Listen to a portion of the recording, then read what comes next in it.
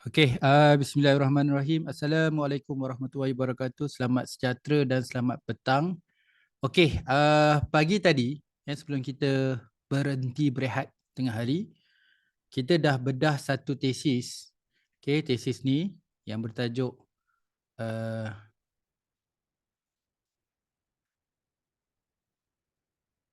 Sustainable Manufacturing Performance and topik ni sekejap ramai yang baru nak masuk ni. Sebentar.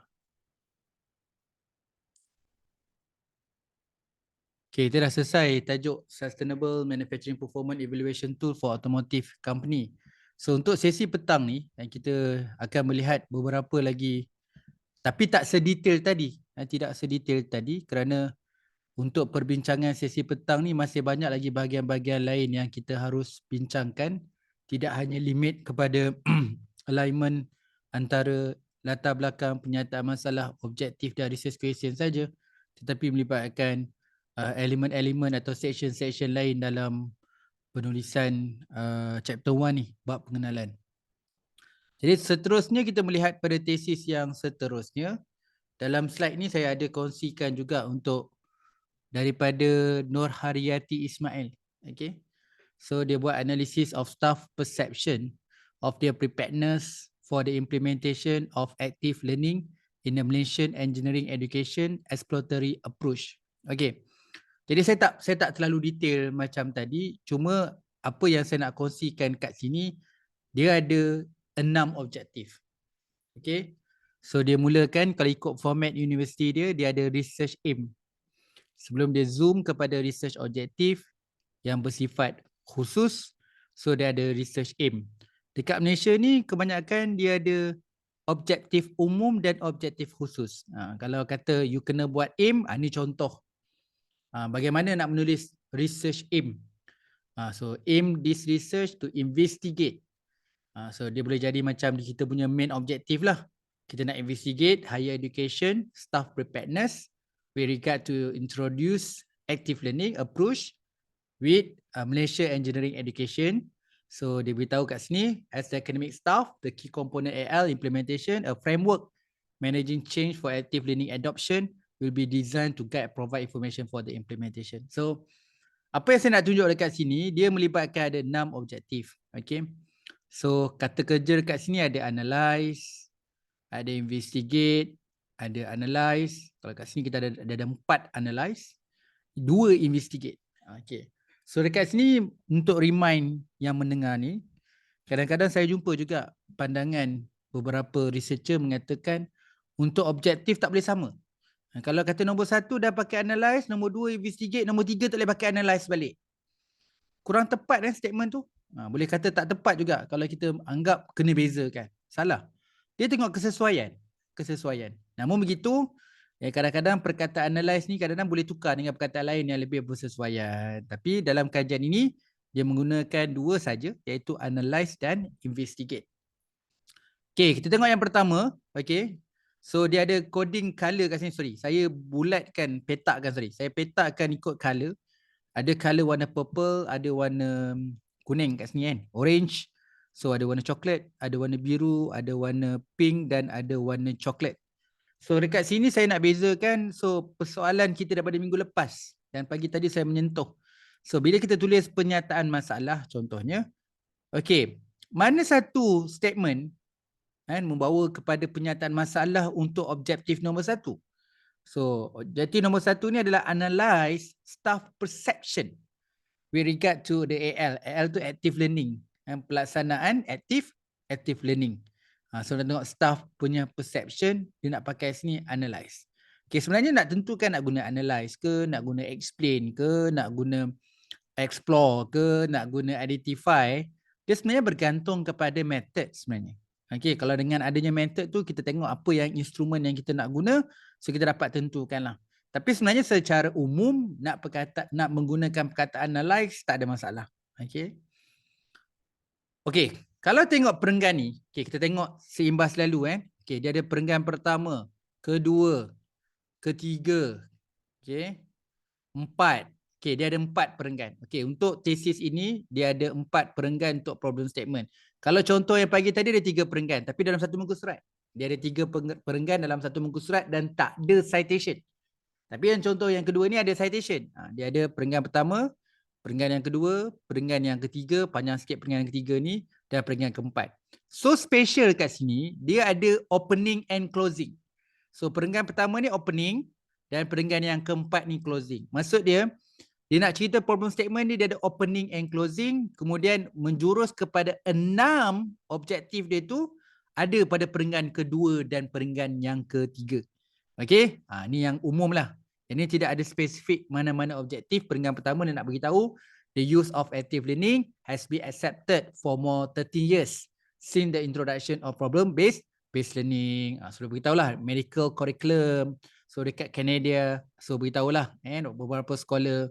So beritahulah dalam konsep medical ni beberapa disiplin, melibatkan beberapa disiplin lah untuk approach PBL ni. Boleh dalam engineering, pharmacology, psychology, business study and many others.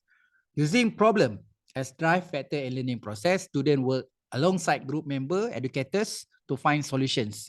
Ada approach which are based upon the concept of AL such as inquiry-based learning, project-based learning, collaborative learning, CDIO, and share the same aim for the enhancing students' competency and skills. Okay, so perenggan pertama dia boleh buat, dia nak buat opening kat sini. So pengenalan. Okay, kita pergi pada problem statement nombor 1 yang merujuk pada objektif nombor 1, dia warna purple tadi kan ni. So purple tadi dia nak tengok analyze staff perception. Dia nak analyze staff perception with regard to AL implementation. Dia nak analyze staff perception. So itu merujuk kepada problem ni. Although this different approach, ada pelbagai approach kan, implementation in higher education worldwide, adopting new approach for institutional curriculum is not easy. Okay. As academic staff, I identify as important stakeholder who play significant role successful AL implementation. They must be able to understand what is expected them within the AL context. Okay, ini statement ni membawa maksud kepada kita nak tengok staff perception tu lah. So kat sini yang dia kata betapa penting kita nak tengok ni. As academic staff are identified as important stakeholder who play the significant role success AL implementation. So kita kena tahu, must be able to understand and expected them with the AL context. So yang ni adalah merujuk kepada objektif nombor 1. Okay, masuk kat sini, kalau kita tengok kat sini, satu perenggan boleh ada 3 objektif. Tak ada masalah, boleh. Okay. Kita tengok yang untuk objektif yang nombor 2, warna kuning dan warna coklat untuk nombor 3. Nombor 2 untuk investigate factors. Factor that influence staff preparedness. Ni keyword dia lah. Nak tengok factors that influence staff preparedness. Nombor 3 nak analyze staff development requirement. Okay, keyword kat sini adalah staff development requirement. Nombor 2 nak tengok factors influence. Okay, kita tengok kat sini. So dekat sini nombor 2, in other words, the change to encourage AL approach must start with a full understanding on the part of academic staff if they are to work with AL effectively, hence it's necessary. Okay, kemudian to ensure that the staff are well equipped with different kind of knowledge and skill for those need to traditional approach in order to manage the change required. Okay, yang ni merujuk pada staff development. Yang atas tu nak tengok tentang influence, tentang encourage staff tadi tu. Okay. Seterusnya pergi kepada yang keempat, yang keempat tu analyze influence organizational leadership. Lepas tu nombor 5, analyze the influence of institutional. Tadi atas organizational leadership keyword dia. Ini influence institutional culture towards staff preparedness. Atau tadi pun staff preparedness. Tapi nak tengok influence organizational leadership. Yang ini institutional culture. Dan last sekali nak tengok challenge. Okay, untuk biru, pink, hijau. Okay, yang sambungan yang bawah tadi tu nak tengok staff development with regard implementation, Malaysia education study, highlight the issue readiness upon introduction and push with the Malaysia study, issues such as awareness experience. Okay, a problem highlight Muhammad not getting the commitment staff who compatible with traditional approach hindering the implementation. So ada keyword kat tu, traditional approach hindering implementation, various attempt to promote the innovation approach. Okay, kemudian tadi saya lupa dah keyword untuk nombor 5 ni, untuk influence institutional culture challenge. Okay, student culture warna pink. Okay, insufficient training and knowledge required to successfully implement it to main consideration that jeopardize proper AL implementation. The issues is insufficient. Ni dah. The issues is insufficient. A long time frame allowed to change to take place also need to be considered. The change cannot be carried out instantaneously. Okay. Last sekali nak tengok challenge kan. Finally Hanafi assert that the lack proper equipment relevant to teaching and learning process is one of the challenge. So keyword dekat situ challenge, the weakness, the staff commitment in integrating technical and employability skill among students during the AL implementation. Okay. Kalau tanya saya lah kan, tanya saya pun at least dia cuba untuk menampakkan bahawa setiap objektif tu ada sentence dia yang relate dekat problem statement. Namun beberapa bahagian tu perlu diperkemaskan, kadang-kadang ada beberapa keyword tu tak dapat. Okey, tapi apa saya nak cuba nak tunjukkan kat sini adalah tesis dia ni, dia ada opening and closing, yang sebab tu saya letak dia punya kotak tu warna merah. So dia ada opening dan closing. So tengah-tengah ni ada dua perenggan, maksudnya perenggan yang kedua, ada perenggan yang ketiga ni adalah merujuk kepada dia punya problem statement untuk objektif 1, 2, 3, 4, 5 dan 6. Okey, tu idea dia. So apa yang saya nak daripada dua contoh ni, apa yang saya nak tunjukkan bahawa you all kena buat homework kan, melibatkan banyak tesis untuk mencari tesis yang similar dengan objektif kita. Macam mana dia buat objektif align dengan problem statement. Okay, dalam kes ni kalau dua tesis yang kita rujuk ni, saya rasa yang pertama tadi 3 perenggan, yang kedua ni 4 perenggan.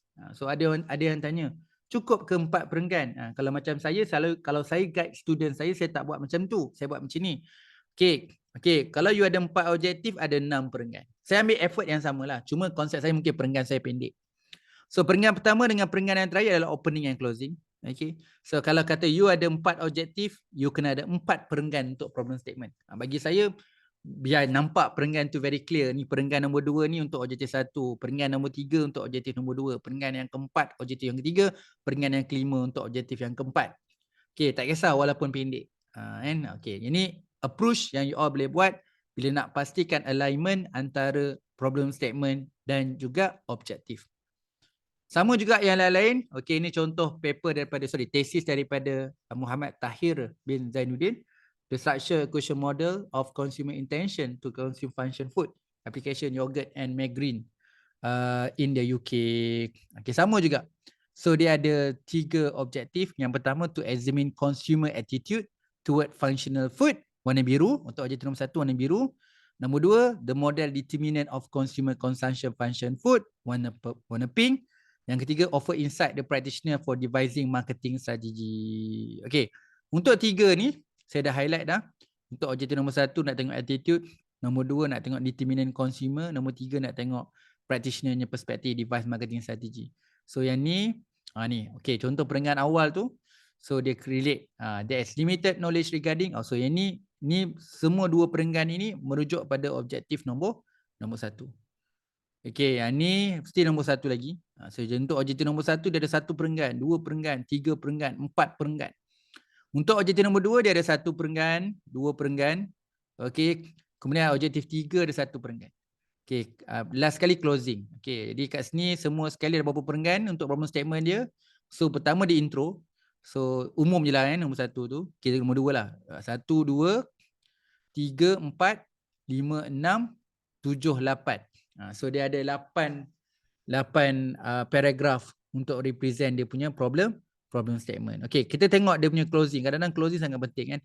Closing adalah summarize lah.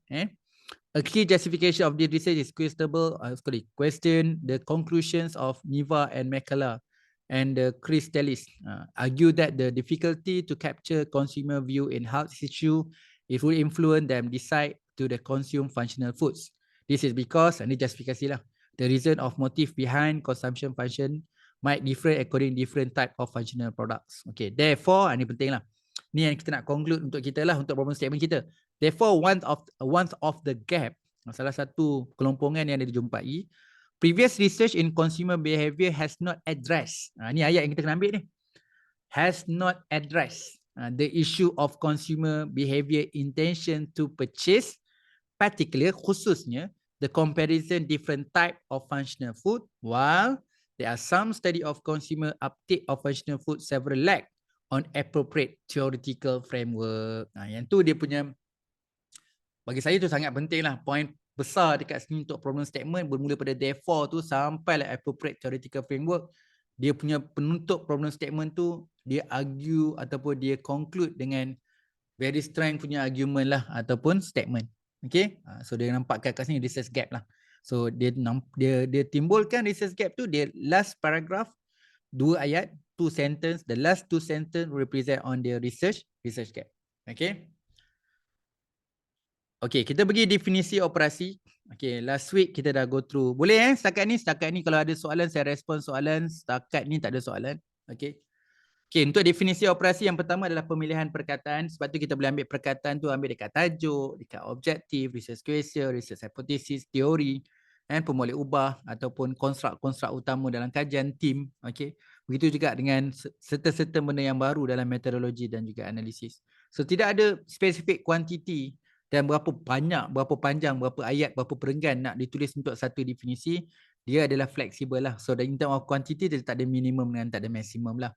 So kalau tanya saya, kalau dari segi penulisan, dari segi good practice dia satu perenggan pendek. Satu perenggan pendek untuk menjelaskan maksud definisi operasi perkataan itu, apa maksud perkataan ini dalam tesis ini. Ambillah satu definisi yang betul-betul paling hampir dengan maksud perkataan ini dalam tesis ini. Kalau tak cukup fit, baru dalam 85%, 80% kan. Okey, titik tambah ayat kita sendiri untuk mengukuhkan maksud perkataan itu dalam tesis ini. Okey. So kena jelas dan tepat, bukan definisi umum, tapi definisi yang tepat, definisi of term. Okey, yang mudah untuk faham dan jelas. Okey, ada beza kan, kadang-kadang orang confuse. Kenapa kita tulis sikit sangat, pendek sangat? Kenapa satu perenggan pendek? Kerana you all kena tulis panjang lagi nanti dekat chapter 2. Sebab chapter 2 kita ada definisi, konsep. Yang tu nak cerita panjang pun, nak cite macam-macam pun tak ada masalah. Okay. Okay, ini lebih kurang. Lebih kurang lah. You cuma kena letakkan perkataan-perkataan yang sesuai lah. Seperti mana saya sebutkan tadi. Okay, kita pergi pada kepentingan kajian. Okay. Kalau ada soalan boleh tanya. Okay, kepentingan kajian biasanya sebelum kita pergi Zoom lagi kan. Minggu lepas kita dah bincang dah 4 perkara ni. Biasanya kalau tanya saya 4 ni antara favorite yang paling tinggi, paling ramai yang tulis kat kepentingan kajian dekat nombor 4. Iaitu dari sudut practically. Practically yang paling banyak orang report adalah cerita manfaat. Kalau kajian dia berkaitan dengan kepimpinan di sekolah, dia ceritalah kajian ini akan memberi manfaat kepada kementerian, kepada kerajaan atau kementerian pendidikan, kepada jabatan pendidikan. Okey, kemudian memberi kelebihan kepada guru, kepada murid, kepada pelajar, kepada parent, ibu bapa. Itu manfaat itu merujuk pada praktikal. Dia jatuh dekat mana? Dekat berimpak tu. Bila sebut berimpak tu, kena bincang semualah. Okay, bila sebut berimpak ni, manfaat ni kena cerita pada semua sebenarnya. Bukan kepada individu je. Bukan pada responden saja. Kepada kerajaan, kepada industri, kepada komuniti, masyarakat, kepada akademia. Itu semua practically. Okay, yang kedua dalam practically ni ada fundamental. Apa yang you hasilkan sebenarnya? You hasilkan model. So model tu boleh digunakan. You hasilkan modul, you hasilkan framework, you hasilkan guideline, you hasilkan manual, you hasilkan SOP, you hasilkan benchmark, you hasilkan apa-apa plan lah. Okay. Itu adalah bentuk fundamental lah. Itu fundamental lah. Okay, kalau setakat tengok hubungan itu bukan fundamental. Fundamental is something like tangible. Okay. Alright. Jadi bila kita dah tulis bahagian practically, kita missing 3 bahagian lain. Bahagian theoretical lah. Kadang-kadang kita lupa nak cerita kajian ini, topik yang kita buat, topik konten yang kita cover, apa yang sama dan berbeza dengan orang lain. Okay, walaupun perbezaan yang kecil tu kena nyatakan, kena bagi justifikasi, kenapa fokus kajian yang ini, apa yang orang akan dapat bila baca tesis ni, apa knowledge. Jadi theoretical ni keyword dia adalah pengetahuan, knowledge. Apa extension knowledge yang kita boleh highlight berdasarkan tesis ini ataupun kajian ini. Okey, nanti kita pergi deep lagi. Okey, kemudian nombor 2 metodologi. Dari segi proses ni, nak mengumpul data collection ni daripada awal lagi, daripada buat instrumen, tak kisahlah interview, soal sidik, apa semua soalan-soalan set inventory semua. Itu bahagian-bahagian pembangunan instrumen itu bahagian metodologi. Okey. bahagian metodologi. Okay, kemudian you punya method populasi sampling and strategi data collection dan sebagainya. Okay, design dan sebagainya. Okay, ethics, translation. Okay, semua benda tu adalah sumbangan dari sudut metodologi. Tapi biasanya metodologi dikaitkan juga dengan analisis lah. Analisis assumption, proses-proses untuk analisis step by step, phase by phase. Okay, tu metodologi analisis. Sumbangan kita dari sudut penyelidikan. Apa yang kita boleh highlight dan kita nak boleh contribute kan, kepada kepentingan kajian ni. Okay, yang ketiga adalah dapatan. Dapatan ni straightforward terus pada objektif. Kalau kita ada 4 objektif, apa yang you nak simpulkan? Apa sumbangan, apa kepentingan kajian kita bagi setiap objektif. So objektif nombor 1, apa kepentingan kajian yang kita boleh bincang, boleh share. Untuk objektif nombor 2, objektif nombor 3 dan objektif yang keempat. So jadi kepentingan kajian, kalau macam sekarang ni pun saya tengah buat report industri, basically dia orang pun benda yang sama, orang industri buat research. Kita pun komen lah kan, sebab bila buat research kadang-kadang dia cuma nampak dari sudut praktikal, tapi cerita tentang theoretical, methodological and analysis and empirical biasa missing. Okay. Jadi kat sini saya ada sedikit rumusan untuk bahagian kepentingan kajian. So kita ada theoretical lah. So theoretical secara ringkas ni ada pengetahuan dan ilmu. Kan? Kadang-kadang pengetahuan tu tiada.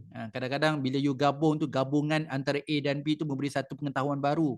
So ada extension, perkembangan. You nak ubah suai, memberi satu knowledge baru. Penambahbaikan, extend knowledge. Okay. Kemudian metodologi. Metodologi ni daripada 3.2 lah. Research design sampailah kepada pilot study tu. So ada bahagian-bahagian yang kepentingan kajian yang you boleh highlight.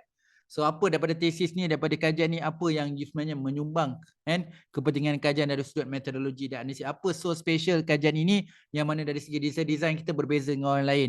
Jumlah sampel kita berbeza, teknik kita berbeza, yang tu kena highlight. So bila dia memberi satu pengetahuan, oh ternyata kajian ini boleh gunakan teknik persampelan kota. Jadi itu satu sumbangan metodologi yang mana mungkin kajian sebelum ini tidak lagi menggunakan teknik persampelan kota. Itu sumbangan. So kajian-kajian sebelum ni memang konsep dia cut off dia ataupun yang paling tinggi 300. Tetapi kajian you buat ni adalah 500. Bilangan sampel yang tertinggi itu juga menyumbang dari sudut metodologi. Kan? Bukan hanya country kan, kajian ini pertama di Malaysia, itu pun juga sumbangan dari sudut metodological. Okey. Kemudian empirical lah. Empirical adalah sumbangan bagi setiap objektif kajian kita yang saya sebutkan tadi.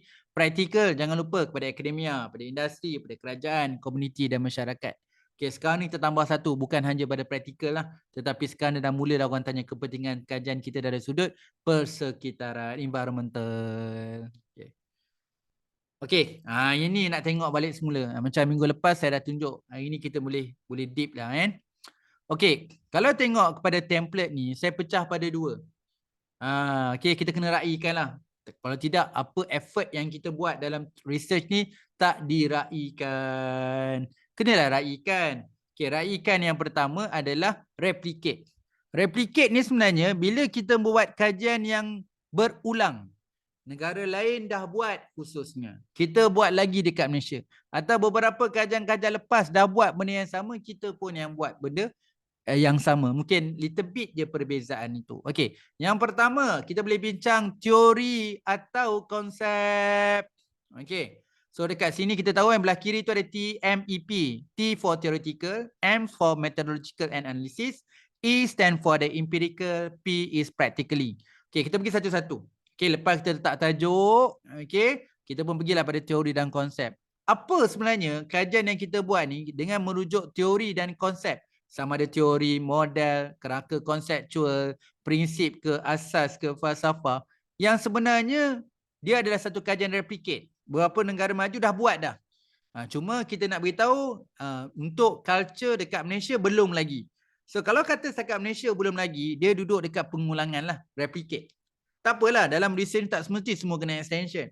Okay, alright. Kemudian berkaitan macam-macam lah kan. Bila sebut kajian literatur ni macam-macam lah. Dia ada teknik, kemudian macam-macam. Okay.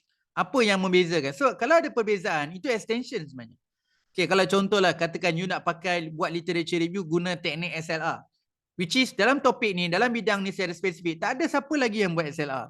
So you orang pertama yang gunakan teknik SLR contohnya. Itu nama dia duduk bahagian extension. Okay, you kat situ lah kan. Literature review based on the SLR teknik. Itu extension. Sebab itu you nak beritahu dalam kajian ni, okey, dari gunakan template ni nak tunjukkan kepentingan kajian ini. Kalau kita lihat tesis ni, antara sumbangan dia adalah dekat bahagian literature review. Kerana dalam kajian ni literature review menggunakan SLR teknik.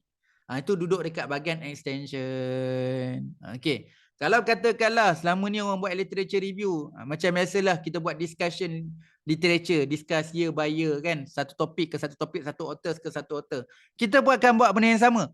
Itu namanya kita buat literature review based on the relevance study ataupun based on the previous study. Itu namanya kita statement tu duduk kat bahagian replicate. Okay. So kat bahagian ni jangan takut-takut, tulis je semua supaya kita nampak kat mana sebenarnya you nak ada kekuatan kajian ni. Oh, kajian ni kat sini menggunakan teori. Contohlah kat nombor 1 tu teori kan. Memang ada beberapa kajian yang telah dibuat. Kebanyakan gunakan teori A, B. A atau B. You nampak bahawa dua-dua teori ni ada kelonggaran. Penghususan kat sini you nampak rasa kita gunakan teori Z. So perbezaan walaupun topik sama, okay, tetapi penggunaan teori testing yang berbeza, itu juga extension. Itu juga extension. Macam saya nak ulang balik kan, dalam PhD bukan semua benda kena extension. At least ada satu extension cukup. Okay. Kemudian metodologi. Sebelum tu literature review lah. Kita ada SLR, meta-analysis, bibliometrik, macam-macam teknik penulisan literature review sekarang. Okay. Alright, kita pergi bahagian yang kedua iaitu methodological. Okay, methodological saya pecah dua bahagian. Yang pertama metodologi penyelidikan, yang kedua adalah analisis kajian. Untuk metodologi penyelidikan kat sini, macam-macam lah kata reka bentuk. Walaupun kajian kita dua-dua, katalah kajian kita dua-dua adalah berkaitan dengan pendidikan. Tapi research design, kebanyakan kajian lepas menggunakan Creswell. Tapi you menggunakan Saunders untuk research Aenean contohnya. So, penggunaan research Aenean tu dalam topik kajian ni adalah yang pertama atau yang terawal. Jadi itu adalah extension. Okey, kajian kita ni menggunakan sampel. Okey, katalah sampel kita 450. Memang kajian lepas memang ada yang menggunakan sampel yang besar tapi tak sampai 450. 550 yang paling tinggi. Itu adalah sumbangan dekat extension. Begitu juga yang lain-lain lah. Okay. So bukanlah nak tunjukkan kita ada banyak perbezaan, tidak. Jadi kita nak beritahu, okay, dari segi proses penyelidikan topik ini ada extension yang telah dilaksanakan lah. Bukan hanya kita adopt bulat-bulat saja. Okay. So macam-macam research design, research teknik, sampling size. Macam-macam dalam metodologi tu. Saya tulis kat situ reka bentuk penyelidikan dari segi falsafah, kaedah, metodologi pilihan, strategi penyelidikan, kesahan, kebolehpercayaan, ufuk masa, teknik and prosedur, persampelan, unit analisis.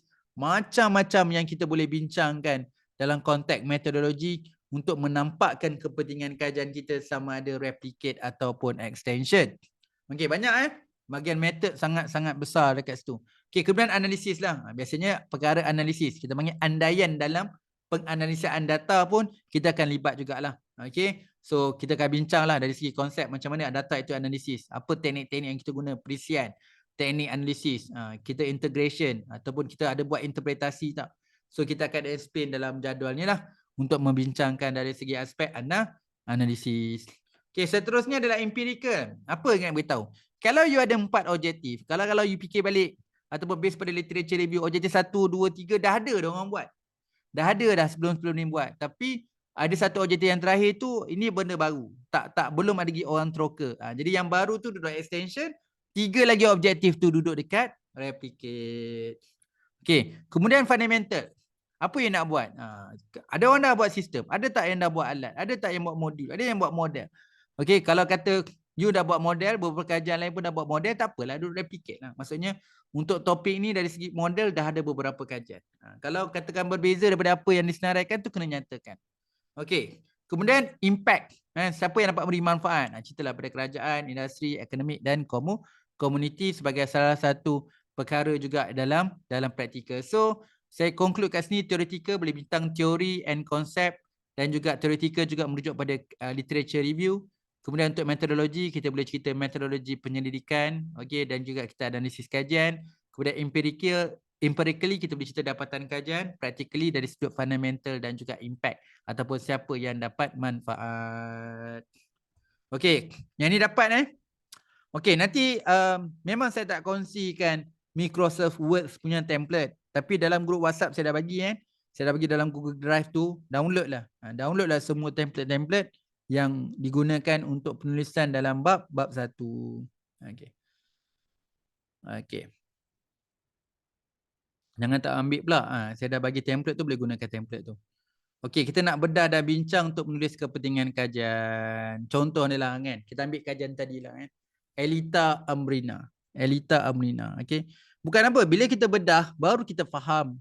Oh, mana satu kategori metodologi. Mana satu kategori empirical. Mana satu kategori praktikal. Mana satu yang dikatakan kepentingan kajian dari sudut teoretikal. Okey, ni ayat dia gunakan significant of research. So ada setengah macam-macam. Ada tulis significant of the research, ada 1.7 yang dipanggil research contribution, ada panggil significant of the study, macam-macam lah. Kalau bahasa Melayu kepentingan kajian. Okey. So perenggan pertama dia ada 4 lah. Untuk satu perenggan ada 4 ayat. Okey.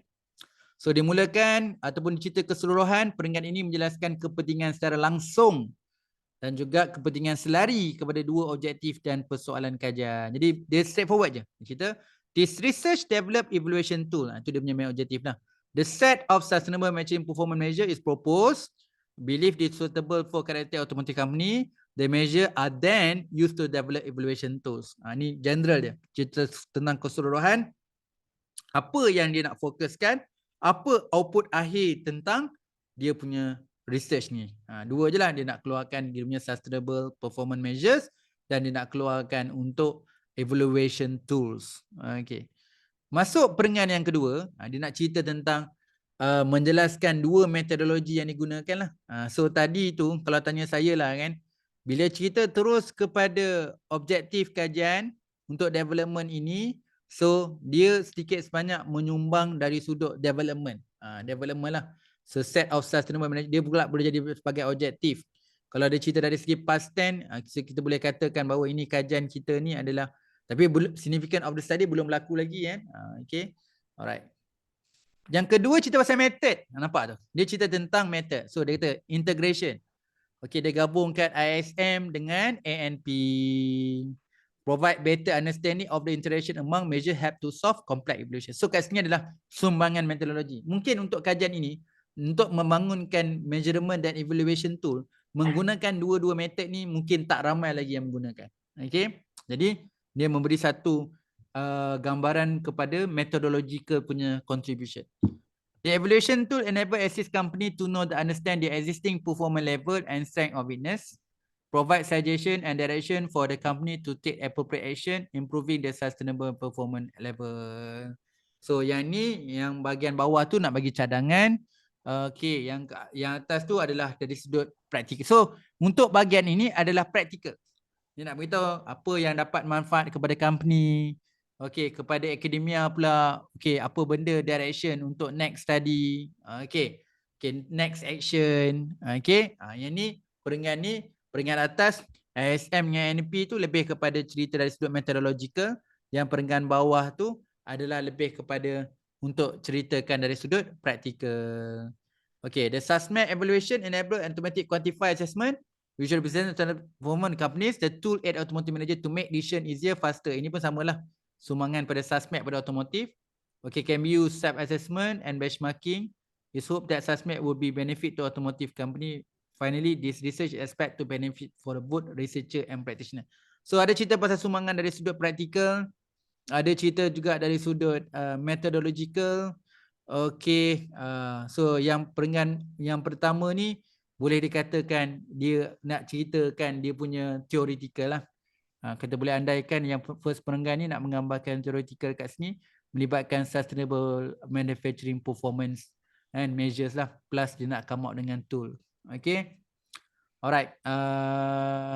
So dia pun ada fundamental kan. Fundamental dia kat sini ada tools lah, SASMAT dengan measurement. So untuk bahagian praktikal dia dua lah, ada fundamental dan juga siapa yang dapat manfaat. Method pun ada, theoretical ada. So empirical pun ada lah, sebab empirical pun jalan serentak kan, bila dalam kat sini secara jelas dua output dia dah dapat keluar, satu measurement dan juga satu tools. Jadi dapatlah penjelasan dia walaupun tak tersusun, tapi dapat mengkaitkan keempat-empat lah. Ada theoretical, ada methodological, ada empirical dan juga practical. Okey. Tajuk tesis yang kedua adalah Hafiz Hanif. Okey. Ini pensyarah daripada UPSI. helping and participation in an open online community and exploratory. Ni contoh kajian yang gunakan exploratory. Okay. So kita nak tengok dekat significant. So nama dia pakai kat sini adalah significant of the study. Okay, significant of the study. Okay. Perenggan yang pertama dan perenggan yang kedua menjelaskan dan beri justifikasi kepentingan kajian. Ni cerita lah understanding community learning, understanding the context of which help emerge. Okay. Ayat yang ketiga menjelaskan manfaat penyelidikan dan perkhidmatan dan komuniti. Okey.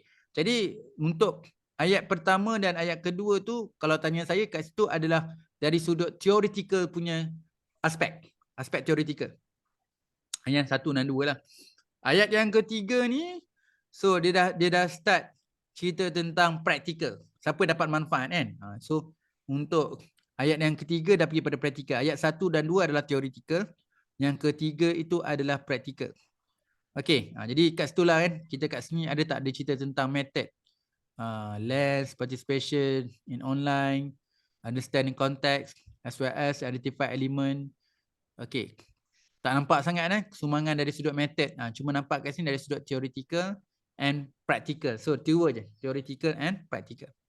Okay, tajuk yang ketiga adalah Surya Musa. Dia buat a framework of the intra-organizational knowledge sharing practice implementation BIM within the Malaysian construction industry. So kat sini nama dia beza sikit. Tadi significant of research, significant of the study. Untuk yang ni dia pakai contribution to knowledge. Masih lagi bab 1 tapi dia dah pakai term contribution to knowledge. Okey, ayat 1, 2, 3 dapat dua-dua. Theoretical dan juga practical. Kita tengok. The contribution of knowledge, this research divide in two categories, theoretical and practical. Dia pecah dua lah. Yang pertama, theoretical, yang kedua, practical. In the context, primary outcome, this study with organizational knowledge sharing framework, we contribute a body of knowledge. Itu dia punya knowledge, theoretical dia. As the approach taken qualitative nature, the framework expose a guide construction, the flow of the learning, appropriate knowledge sharing, practice and potential tackle some organization problems such as lack of knowledge, lack of skill, resistance.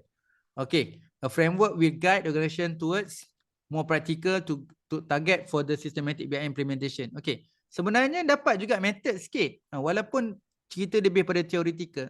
Tapi dekat nombor 3 tu, dia cerita as the approach taken and qualitative in nature, the framework is expected to guide construction shareholders.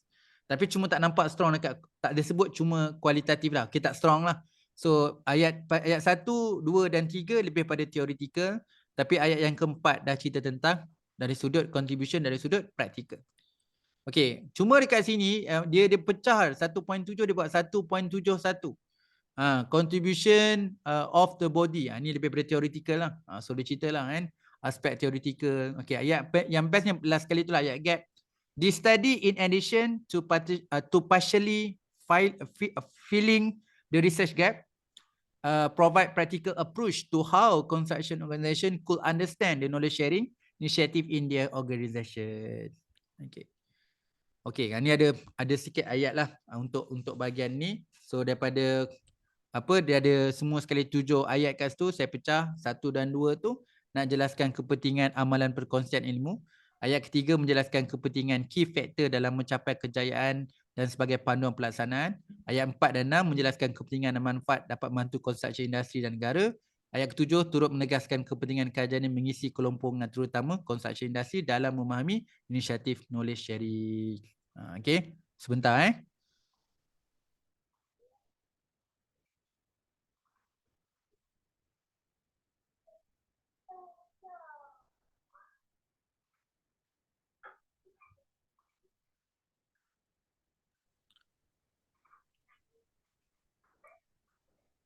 Kalau ada soalan boleh tanya. Okey, yang ni kemudian dicerita pasal contribution to the construction organization. Yang ni practical. Dia cerita detail ni khusus untuk construction organization. Kan bila kita cerita practical, kita boleh cerita tentang akademia, government, practitioner and community. Tapi manakah kajian ni melibatkan construction, dia fokus pada construction industry. Jadi yang ni adalah penulisan kepentingan kajian dari sudut practical lah. So siapa yang nak buat detail macam ni boleh. Tapi saya suka. Pertama dia kata, the proposed knowledge sharing practice implementing BIM together with the key factors likely to effect successful implementation of knowledge sharing will enable managerial level adopt practice approach in the BIM adoption. Okay. Yang kedua, dia cerita tentang implication for policy maker. So macam mana this study have implication for policy maker in general and construction organisation particular. Nombor 3, bukan sekadar policy maker, dia ada training provider. So ini akan beri sumbangan supaya jadi training provider. So last sekali, so dia kita ada for construction organisation, we as interest adopt BIM ni untuk support dia punya receive relevant education and training. Itu sumbangan kajian ini kepada construction industry lah. Okay. Okay, next tajuk yang keempat daripada Tutiani. Okay, Tutiani ni dia buat modul. Kan? Tu buat tajuk dia problem post multimedia module and its effectiveness to enhance to the performance in Form 4 biology. Okay, perenggan yang pertama, okay, dia nak ceritakan menerangkan topik problem post lah dalam kaedah dalam pendidikan ni. Sebagai problem is widely used. Tu nak beritahu tentang topik problem post dalam kaedah dalam pendidikan. Ayat yang kedua, however, dia guna ayat however, the usage is still in infant stage. Menyatakan situasi ataupun kritikal semasa dalam pendidikan sains. Masih lagi di peringkat awal. Ayat ketiga dan keempat menceritakan kelebihan dan menyimpulkan bahawa topik ini dapat memberi kesan positif ke pelajar. Okay, through previous study pertaining mathematics, it posit that through the problem solving, student can use higher order thinking skill in completing the challenge task. Therefore, it's believed that by using problem post in biology, student will demonstrate similar capability. Okay, bukan hanya pada matematik saja, tetapi dengan ada approach yang betul, dia dapat juga meningkatkan problem post untuk student biology juga. Okay. Okay, beside to date, attempt to integrate multimedia present a problem post in instructional scale, masih di peringkat awal, PK still in infant stage.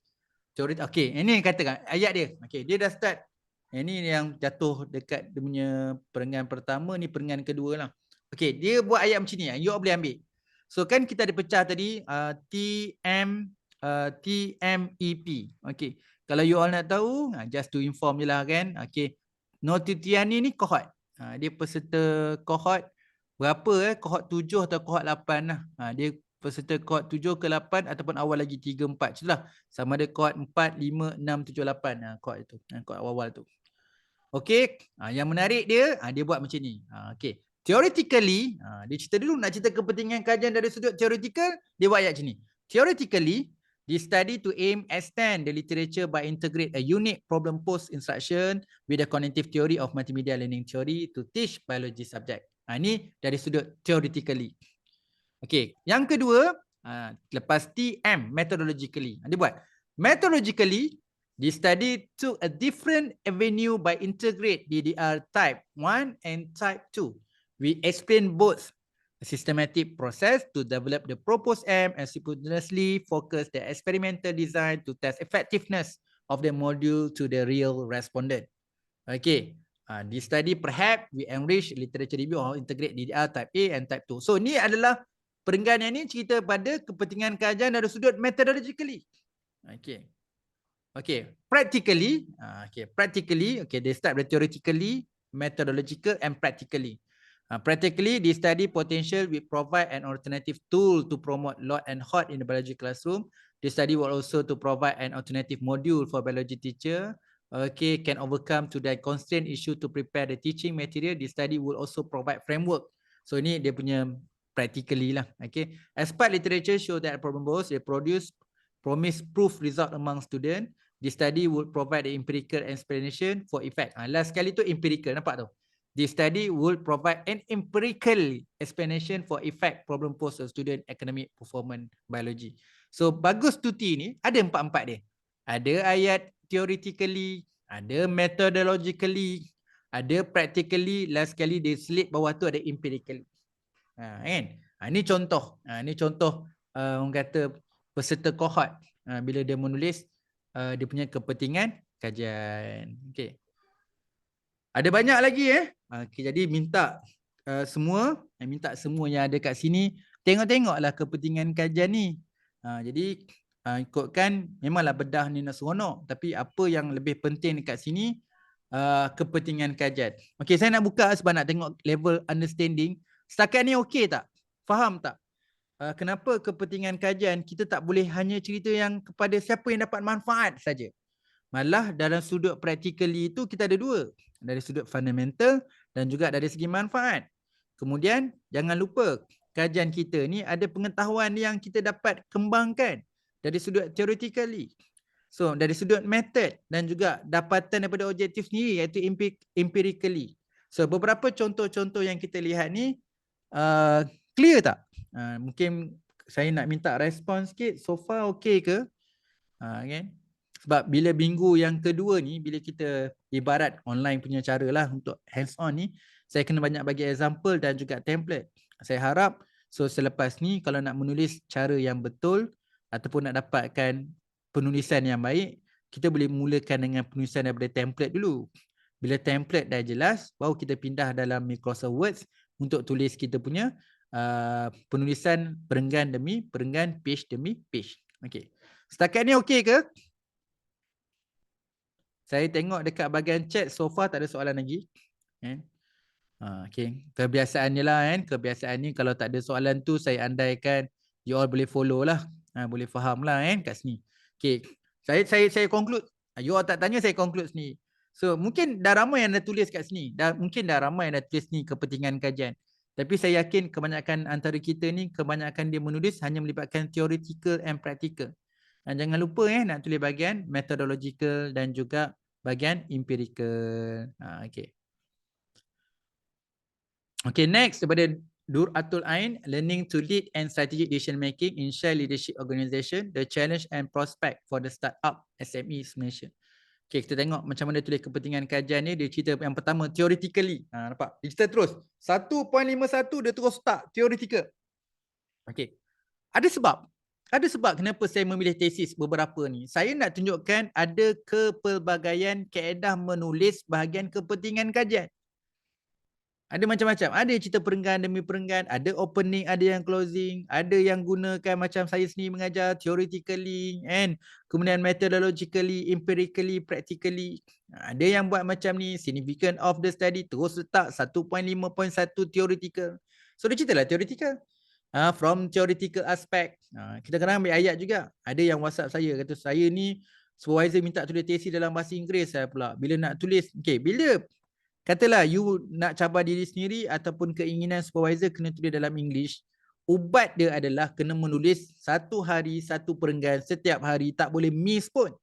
Okey, walaupun kita boleh jumpa banyak fakta, nak menulis ni bukan mudah.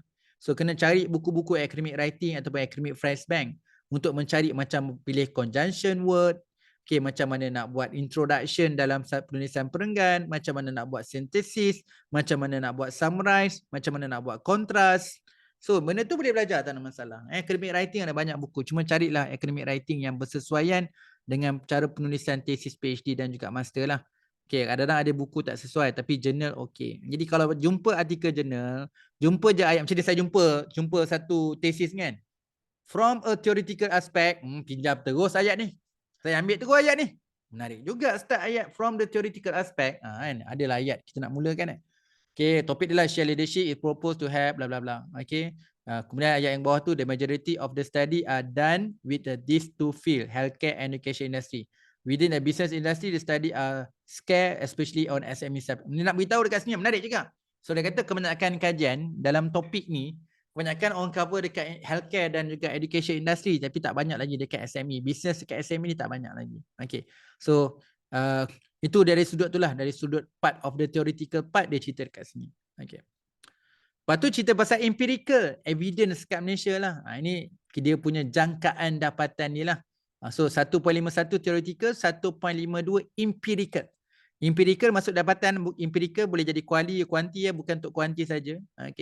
The main contribution of this study to leadership field to inquisition of the better understanding leadership process from the share leadership perspective among leader. This research study focus on these three area. The grow, ni lah finding yang dia akan dapat ni. The grow, impact, the share leadership perspective. The leader learning to lead the process strategic decision making process from the share leadership perspective. Ni empirical dia. Ni sambungan dia. Kemudian kat sini kalau dia tak sebut pun, tapi kita faham kat sini nampak macam metodologi pada start. A qualitative approach is employed with the research study due the richness of the information. This help to understanding further phenomenal leadership from the leadership setting. It gives better understanding on the leadership process, the challenge, implementation, the impact, grow with us. Okay, ini methodology. Ini methodology. Okay, next. Ini Juliana Anak Langat. Dia cerita tentang sustainability adoption in hotel, restaurant, evidence from Malaysia. So dia cerita pecah juga. Yang pertama dia cerita tentang, dia pecah dua. The body of knowledge, theoretical. Dan juga the Malaysia. Bawah tu practical lah. So kalau cerita impact terus tu practical. So ada dua je. Yang pertama dia cerita dari segi aspek theoretical. Yang kedua the Malaysia hotel industry tu, itu part of the practically. Okay. Ini saya sendiri. Saya sendiri ya, tesis saya. So saya cerita tentang significant and contribution of research. Itulah kadang-kadang nama macam-macam, pakai ada significant of studies, significant of research, contribution of research. Macam ni combination terus, significant and contribution research. Okay, saya cerita dulu, several previous study have proposed to explore integration between quality initiative, quality control dan bla bla. But integrating these three strategic factors, some improvement process in the form of comprehensive set balance approach and strategic alignment should be developed to the produce quality tools to serve effective and systematic strategic business system to the automotive industry. Okay. So maksud saya memang dah ada dah beberapa kajian 2003, 2004 integrating ketiga-tiga ni, some improvement process kena ada. Itu yang kita nak tengok lah. So improvement yang kita nak buat tu melibatkan komprehensif. Dari segi yang kedua balance. Itu improvement. Kita nak pastikan improvement yang kita nak buat dia luas, komprehensif, dia balance, dia ada strategic align. Dia bukan buat untuk satu department lah, tapi dia akan align antara satu unit ke department ke department. Okay, saya mulakan dululah dari sudut theoretical dia yang tu. Okay. Kemudian, to date it's very difficult to find quantitative or qualitative study. Ini method lah. Okay, relationship between this. Okay, so ni cerita pasal tentang methodology. Thus, the empirical research. Okay, lepas tu masuk empirical pula. So first start theoretical, kemudian ayat kedua cerita tentang methodology, kemudian empirical. Thus the empirical research on research are very important, useful to be undertaken, increase knowledge, understanding managing business process. Okay, the research finding will lead to better understanding. Ini adalah practical, ini adalah sumbangan kajian. Okay, kemudian last sekali yang saya punya empirical yang kedua adalah tools. So after that, the tools develop a strategic business system to assist decision making. So practical. Okay, kemudian ensure that this tool appropriate available to automatic ni practical lagi. Sebab saya memang kajian saya ada dua. Selain daripada buat apa penentuan measurement, saya buat tu. Saya sama dengan Elita Ablina, kita orang sama. Kita start dengan measurement, kemudian kita akan sambung dengan tools. Okay. Okay, yang ni dia punya conclusion. By developing structure tool industry is to expect to help researcher, practitioner and automotive industry to improve understanding, identify opportunity to improve the process of implementation LDS. Thus, facing the global competition and certain global, it's important organization to see the quality initiative to really compatible with the goal of organization, current need, work environment by integrate. To integrate tiga-tiga lah. Kalau macam Elita Ablina dia pakai triple bottom line. Kalau saya pakai tiga ni. Kan? Okay. Kemudian nanti ini contoh yang seterusnya yang ke-8, yang ni tesis daripada Nur Fahana Ramli. Dia punya tesis ni very straightforward. Bagi saya kalau macam saya nak buat sekarang ni nak buat instrumen, and saya rasa tesis dia yang saya refer lah. Kalau saya nak develop new instrument atau nak develop instrument, so ni antara tesis yang saya boleh refer lah. Okay. So significant of the study, ayat pertama dan kedua dia cerita dulu kepentingan tentang STEM. Ayat 3 dan 4 dia bagi justifikasi kepentingan kepada pengetahuan.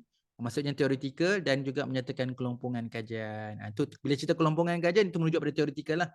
Okey.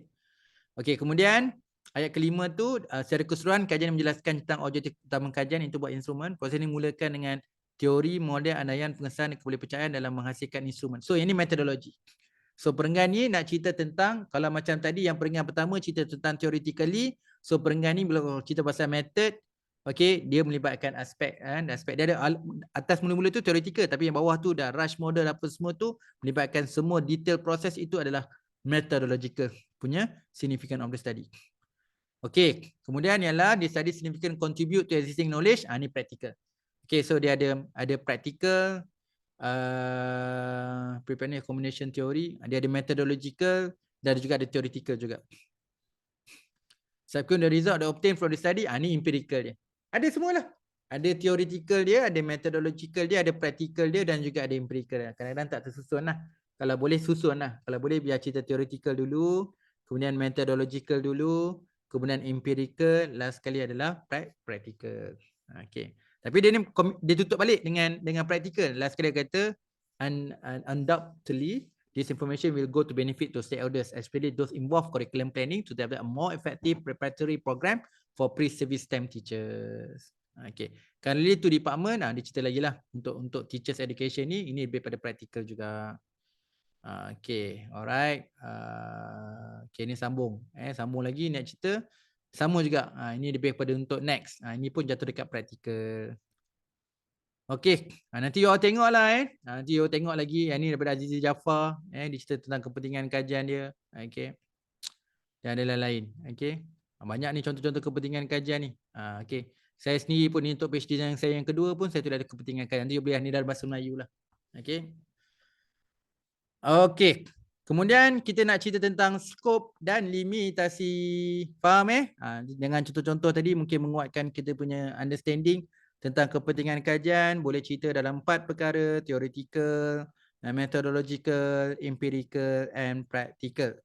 Okey. Alright. Kalau limitasi kajian, dia sebaliknya, dia ada 2 je. Dia ada 2 je. Kalau kepentingan kajian tadi ada 4, tapi untuk theoretical ni cuma ada 2 je. Untuk kepentingan kajian tadi ada 4, theoretical, method, empirical and practical. Tetapi untuk limitasi kajian ni dia ada 2 je, theoretical dan methodological. Okay, bila ni lebih fokus lah. Bila nak cerita tentang apa limitasi kajian kan, fikirkan theoretical punya aspek dengan methodological and analysis aspek.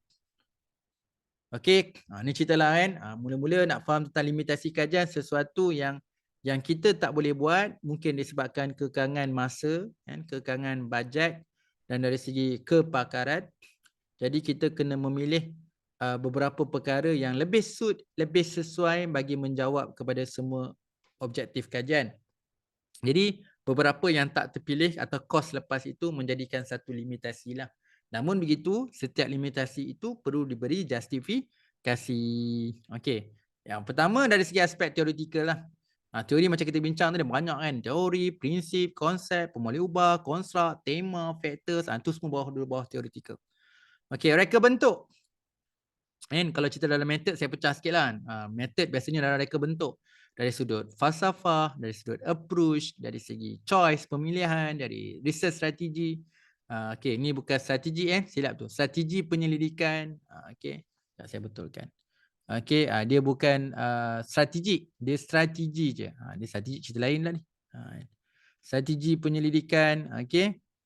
Okey, masa dan teknik. Okey, kemudian dalam method ada berkaitan data, sampling, melibatkan daripada instrumen, populasi, persamplan, sampling frame, sampling teknik, sampling size, kemudian validity and reliability, kesahan dan kepercayaan. Dalam analisis kita ada assumption, dan kita ada formula, kita ada software dan sebagainya.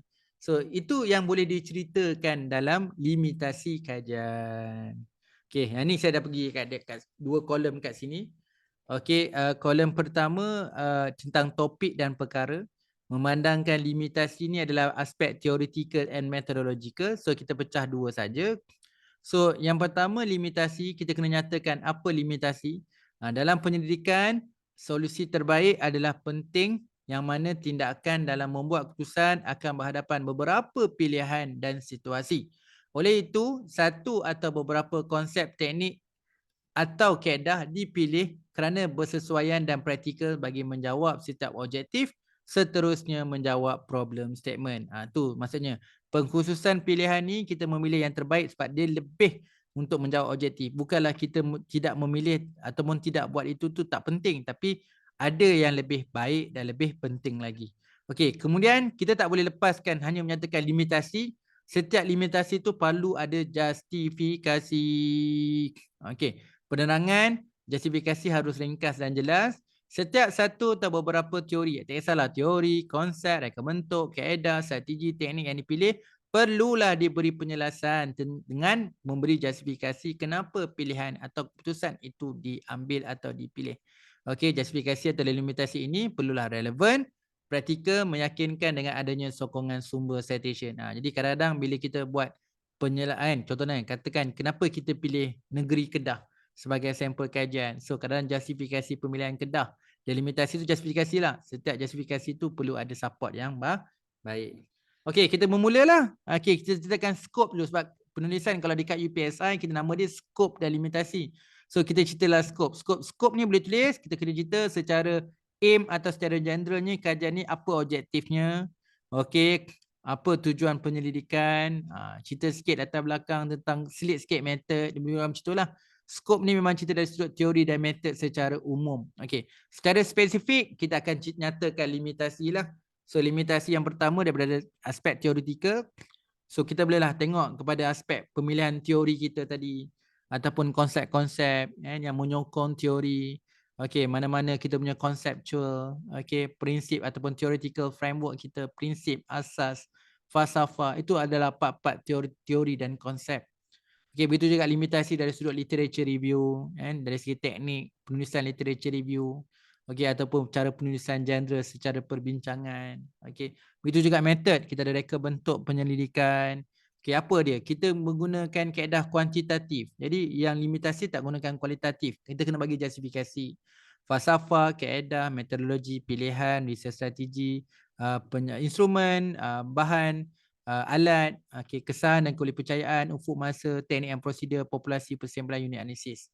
Semua perkara itu yang kita dah decide dalam objektif kita apa yang kita nak buat, tetapi kadang-kadang apa yang kita nak buat tu membuka satu what's next ataupun limitation. So limitasi itu kita nyatakan, dan kenapa wujud limitasi itu kena ada bagi sikit justifikasi lah. Last sekali untuk bahagian metodologi kita ada analisis kajian lah dari sudut assumption dia, andaian dia, okey, dari segi perisian, teknik analisis dari segi integrasi, seterusnya pada interpretasi juga kita boleh bincang sama-sama lah wujud-wujud apa-apa teknik yang ada. So bila kita tak gunakan teknik yang lain tu wujudnya limitation. Okey. Clear kan? Dia sama macam tadi juga TMEP, Theoretical, Methodological, Empirical and Practical untuk kepentingan kajian. Tetapi untuk limitasi kajian, dia lebih sesuai dua saja, Theoretical and Methodological. Okey, ini bedah dah bincang lah. Kita tengok beberapa tesis lah kan. Dia sama macam approach tadi lah. Macam tadi kita nak dapat latar belakang, penyataan masalah dan objektif, kita ada rujuk tesis. Okey, kemudian nak tengok kepentingan kajian pun kita tengok tesis-tesis, beberapa tesis-tesis. Kemudian kita nak cerita tentang skop dan limitasi pun kita boleh rujuk beberapa tesis. Okey. Okey. Yang pertamanya yang ni lah daripada Abdul Ghani Amirul Hakim.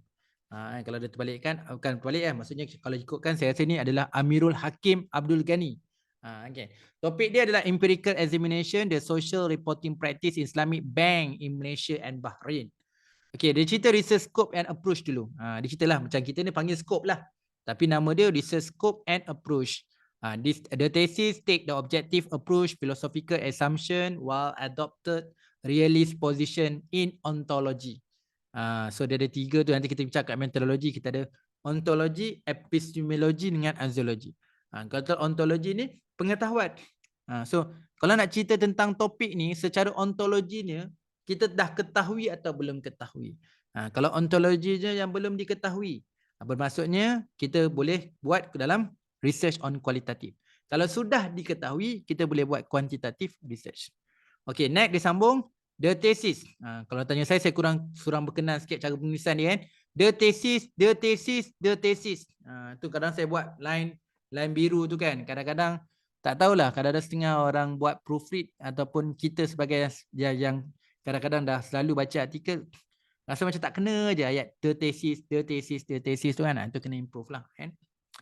Okay, investigate Malaysia Bahrain as the target sample due to rich strong characteristic.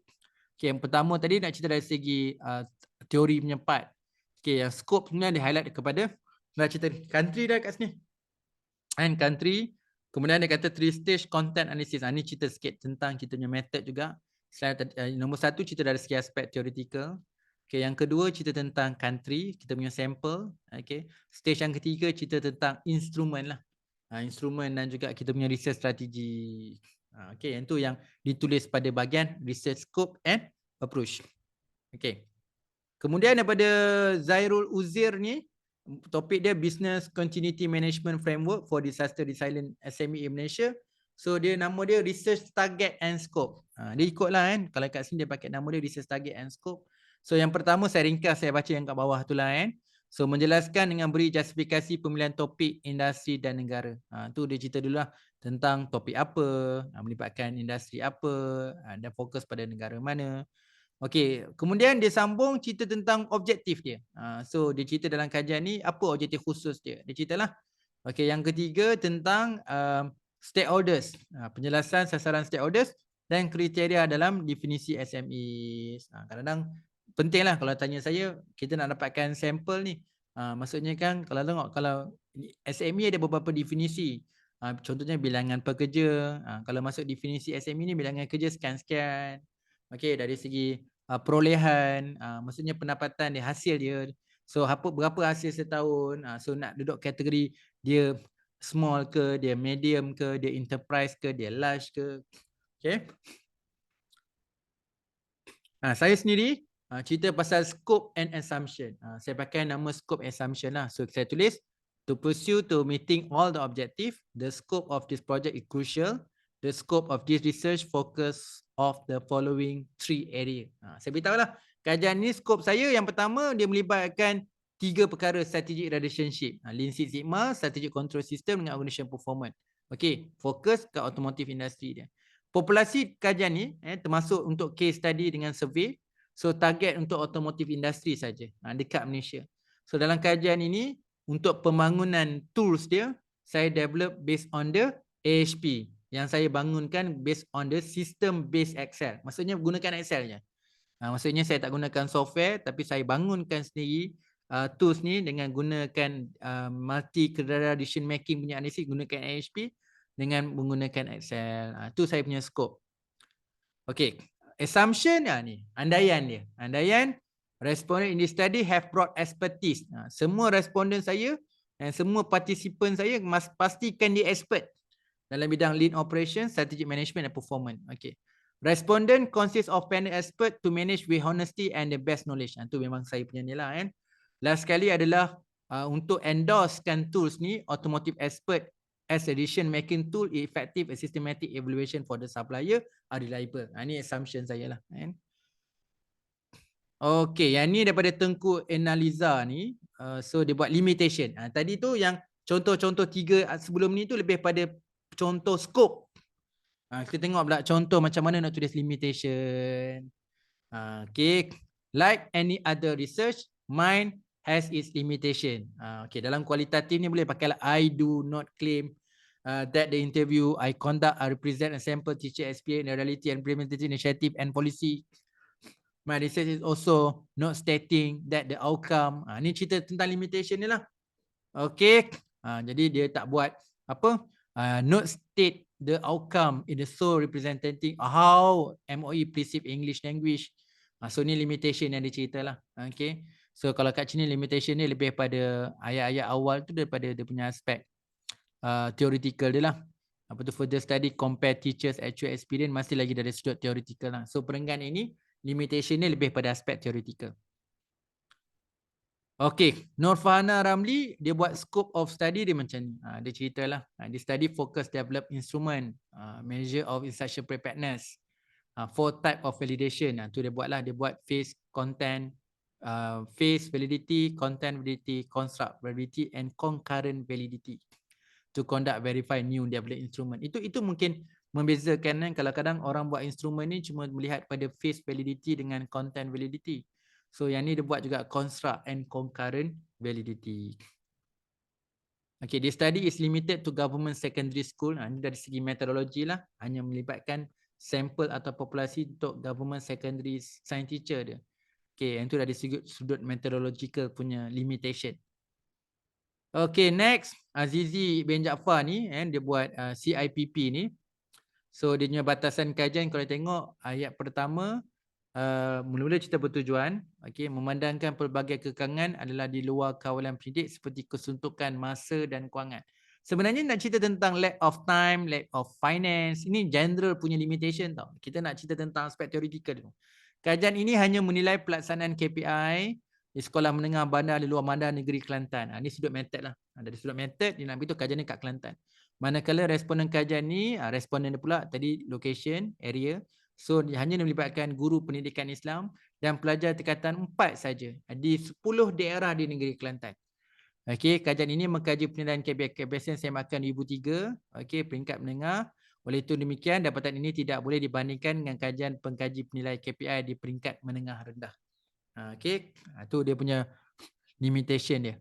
Okey, kajian ini menjadikan pelajar tingkatan 4 dan GPI sebagai subjek kajian terhadap rasional. Dia bagi rasional kerana tingkatan 4 dipilih kerana mereka telah mengikuti KPI selama 9 tahun di KBSR dan KBSM serta telah mengalami proses pengalaman pada waktu yang lama sehingga mampu menilai kriteria diri mereka dalam aspek penghayatan ajaran Islam.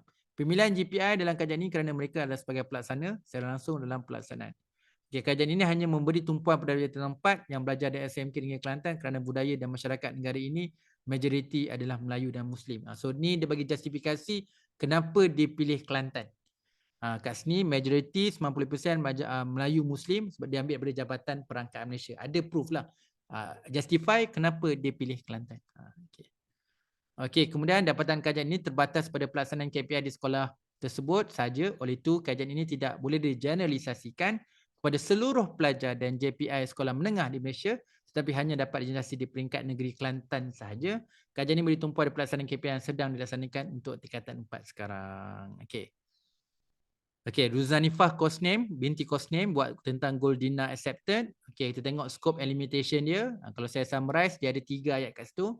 Menjelaskan kepentingan dan mekanisme pelaksanaan topik Goldina dan beri pandangan untuk pelaksanaan menjadi mudah melalui hybrid. Ini dari sudut teoretikal lah.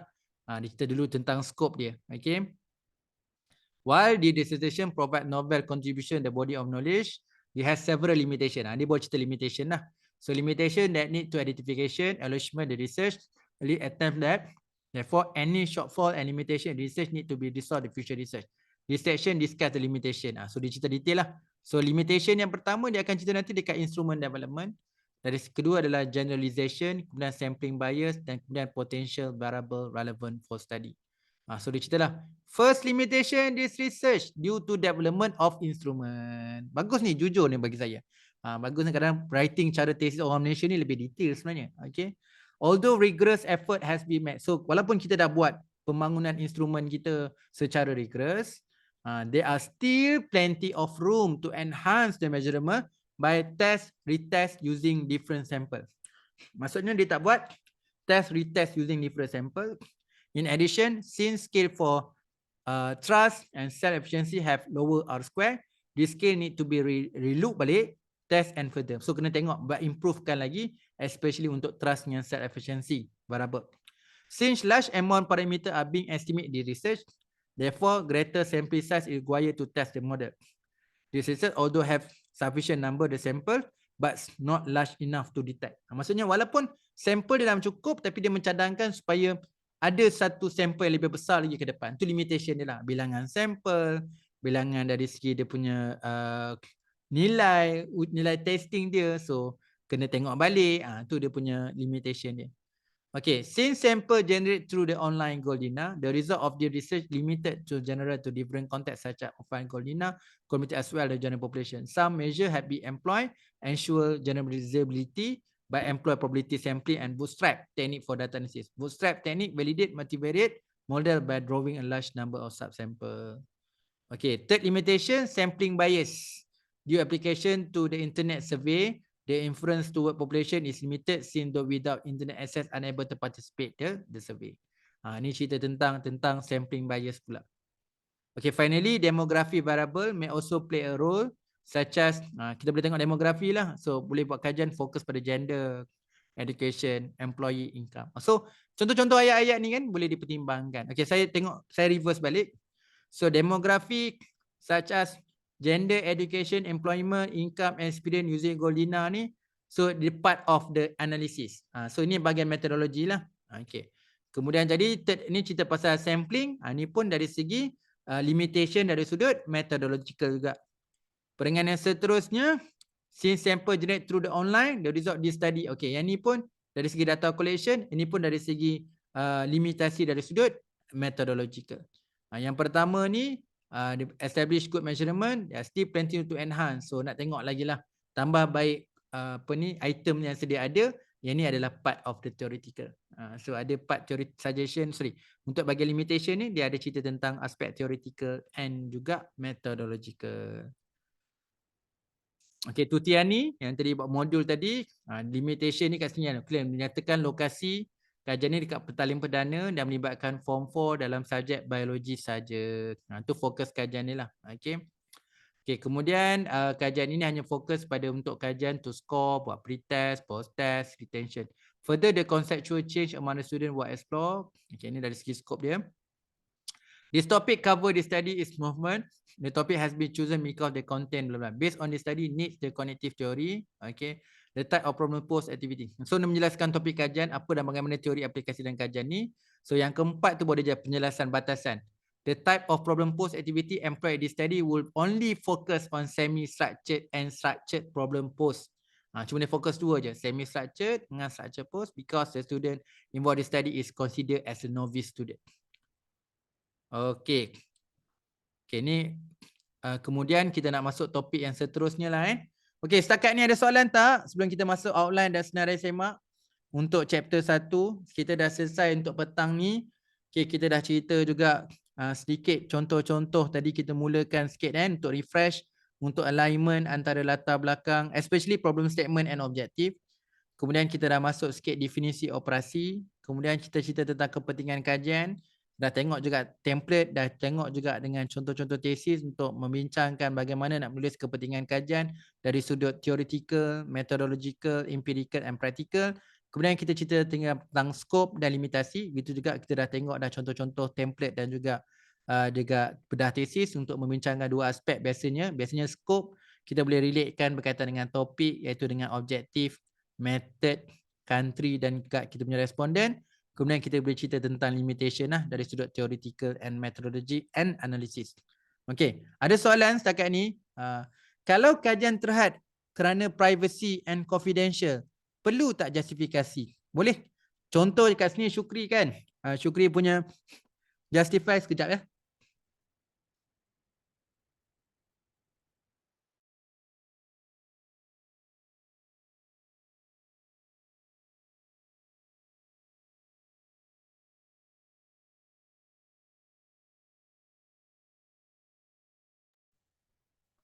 Okay, minta maaf saya semua sikit. Okay, katakan Syukri tadi isu tentang dokumen. Dokumen lah kan. Report, dokumen, lain-lain. So, ada maklumat yang confidential. Itu pun kita boleh justify lah. Tapi kita justify tu in term of limited part lah. So, benda tu very general lah kalau kita fahamkan dokumen-dokumen rasmi yang confidential. Tapi macam mana kita nak buat, nak dapatkan effort kita lah. Kalau dah tahu dokumen tak ada, kita refer maklumat-maklumat lain. Dokumen-dokumen yang similar, dokumen-dokumen tempat lain, merujuk paper cutting, merujuk mana-mana sumber-sumber lain yang kita boleh dapat. Usaha lah maksudnya. Bukan hanya kita dapatkan data secara habis-habisan, tetapi dalam research juga dokumen pun kita boleh dapatkan secara habis-habisan lah. Okay? Itu limitation jugalah. So dokumen jatuh dekat metodologi. Kalau Syukri kita tentang confidential, dengan ni contoh dekat dokumen, itu jatuh dekat methodological punya limitation. Kan? Contohnya data kan. Kita nak study untuk 2022, tapi data 2022 tak release lagi. It's not release data 2022. So yang current pun 2021. Jadi kita boleh justify lah. Untuk kajian, contohlah kita nak buat kajian perbandingan antara Malaysia dan juga Thailand. Thailand dah ada data 2022. But in Malaysia, we don't ready untuk 2022 data. So itu pun kita jatuhkan limitation, jatuh dekat bahagian metodologi. Kalau data, methodological punya limitation. Boleh Syukri Okay, boleh Doktor. Okay, Muhammad Diayudin dia ada tanya untuk limitation. Kalau kita beritahu reason sebab pengkaji tak berkemampuan atau capaian terlalu tinggi, bolehkah? Okay, itu tak boleh. Okay, dia sebab dia berkaitan dengan objektif. Jadi maksudnya kat sini, contoh objektif kita letak aras tinggi. Kan? Jadi kita pun nak kena selesaikan penemuan aspek theoretical dengan methodological pun aras tinggi. Jadi kita katakan kita kita buat ni sebab kita cari excuse lah kan. Tak boleh Dayudin. Yang tu tak boleh. Kalau tanya saya dia macam ni, kalau kat sini bagi reason sebab pengkaji tak mampu atau capaian terlalu tinggi atau tak boleh. So kita kena bagi reason, kita kena jelas kat sini apa skop kajian kita dan apa limitation kita. Contoh kajian ini tidak boleh melihat kepada semua jenis manufacturing company. Okay, sebab tu kajian ini dikhususkan kepada otomotif. Tapi kena bagi justifikasi lah. Kesesuaian otomotif industri dekat Malaysia merupakan satu strategi agenda kepada negara. And manufacturer seperti Proton dan Pro2 menjadi strategi agenda kepada negara dalam konteks pembangunan industri dalam manufacturing. Okay. Justru itulah kita pilih otomotif. Okay. Jadi tak mampu kita nak pakai semua jenis manufacturing yang lain. Kan? Semua manufacturing yang lain yang berkaitan dengan macam-macam lah company untuk supply in term of electric punya part, and rubber punya manufacture, kan? Apa lagi? Petroleum punya part ke energy punya manufacture. Tak boleh libatkan semua. Tak boleh libatkan semua. Okay. Jadi you boleh justify benda tu. Kan? Cuma soalan Dayudin ni saya masih lagi saya jawab secara umum sebab soalan ni pun tak jelas. Apa maksud berkemampuan atau capaian terlalu tinggi? Kalau cerita dari segi masa kan, sampai dari segi duit, nak data collection perlukan duit, kita ada option. Okey, kita gunakan platform online dan sebagainya. Okey, itu okey. Tapi kalau kita sekadar cerita, okey, limitasi kajian ini kerana kajian ini dibuat di Negeri Kelantan kerana saya dekat dengan rumah, okey, dan kemudian saya dari segi duit, kos, kewangan, jadi saya duduk kat Kelantan, jadi senang data collection Kelantan. Itu justify yang berbentuk umum. Okey, itu berbentuk umum. Dalam kajian ni kena bincang dari sudut theoretical and methodological. Dari segi kekurangan duit, masa, tenaga, dah very clear cut. Semua hadapi masalah yang sama. Tak ada siapa pun dalam researcher tak menghadapi masalah tu. Semua ada. Kan? Macam ada beritahu dulu kajian, dia nak beritahu dia tak sihat. Dia tak sihat dah pakai apa? Kursi roda. So dia ada masalah untuk data collection. Ya, betul. Tapi kita tak boleh gunakan alasan itu untuk hanya alasan itu menyebabkan kita buat keputusan. Tak boleh. Kalau kata you nak buat kajian kat Ipoh, so data collection dia buat kat Ipoh sebab you duduk kat duduk kat Ipoh, so kita pakai kursi roda dan sebagainya. Tak boleh. You kena bagi justify kenapa you pilih Ipoh. Macam tadi lah kan, macam pilih Kelantan tadi. Dia kata pun 95% dekat Kelantan ni adalah Muslim. Dia Muslim yang terbesar sekali dekat semenanjung Malaysia ataupun dekat Malaysia. Sebab itulah sampel dia pilih kat Kelantan. Ada assumption, ada justify dia. Okay. Sebab kalau cerita tu boleh, semua boleh tulis. Umum tadi benda tu tak terpakai. Hujah tu tak cukup kuat. Okay, kajian ini terdapat limitasi dari sudut dokumentasi, masa, tenaga dan wang ringgit. Semua boleh tulis tapi benda tu tak dinilai lah. Benda tu tidak boleh menjadikan sebagai main justify in term of limitation of research. Kan? Tapi padahal kita faham tu cost, duit besar kan, masa, tenaga itu besar. Tapi dalam konteks penulisan ini, kita orang tahu benda tu. Tapi kita nak tahu dari segi aspek limitasi teoretikal dia apa. Kan? Kita nak tertanya-tanya, kenapa dia pakai 3 pemulih ubah dia? Kenapa dia hanya gunakan satu teori? Kenapa dia pakai 2 teori? Kenapa dia tengok dalam konteks perspektif Islam? Kenapa dia nak tengok, dia nak zoom kepada otomotif? Yang tu yang kita nak jawapan. Jadi penulisan limitasi lebih kepada itu. Okay. Alright. Boleh dia Yudin? Okay. Dalam lain setakat ni tak ada. Okay. Boleh? Boleh semua? Okay. Kalau kita tak ramai sebenarnya, kita kan sesi petang ni faham-faham lah kan, macam-macam lah ada apa kerja dan sebagainya. So tak apalah kan. Jadi kita yang ada petang ni dalam grup ni, kalau nak tanya. Macam saya cakap dalam first class kan, so saya beranggapan saya tak meletakkan diri saya sebagai seorang pensyarah. Okay. Saya harap di sini saya sebagai orang yang sedang berkongsi sedikit pengetahuan yang saya ada. So saya suka dan saya terima kalau you bertubi-tubi tanya soalan. Mungkin nak tanya kat supervisor sendiri segan, tanya kat pensyarah-pensyarah lain segan. Di sini platform ni saya ibarat macam akad lah. Saya setuju. Saya suka. Saya okey. Saya selesa kalau diajukan banyak soalan. Kan? Mana yang saya tahu saya jawab, mana yang memang betul-betul saya tak tahu, saya hutang lah. Saya akan usahakan dapatkan jawapan untuk untuk hari-hari kemudian, atau nanti saya kongsi dekat grup WhatsApp jawapan yang ditanya dalam perkongsian kita satu hari ni. Yang mana yang saya tak boleh jawab, saya simpan lah, saya take note lah, dan saya pun akan cari jawapan. Mana yang saya tahu, saya cerita. Tapi dalam research ni banyak option dia, pelbagai kaedah, teknik. Sebab tu bila kita nak gunakan dalam research methodology ni, dia kena buat citation. You pakai research design buat apa ni? Buat exploratory. Kenapa exploratory? Ikut siapa? Ikut Creswell. Settle lah. Kita pun tahu, okay, kalau Creswell dia macam ni. Okay, kita dah faham dah ikut Creswell. Kemudian dia tengok tulisan lah. Ni ikut siapa pula? Kata tadi ikut Creswell. Kalau Creswell, kena ceritalah apa deskriptifnya, apa explanatory-nya, apa exploratory-nya. Ini kenapa tiba-tiba pula cerita tentang ni ikut siapa pula?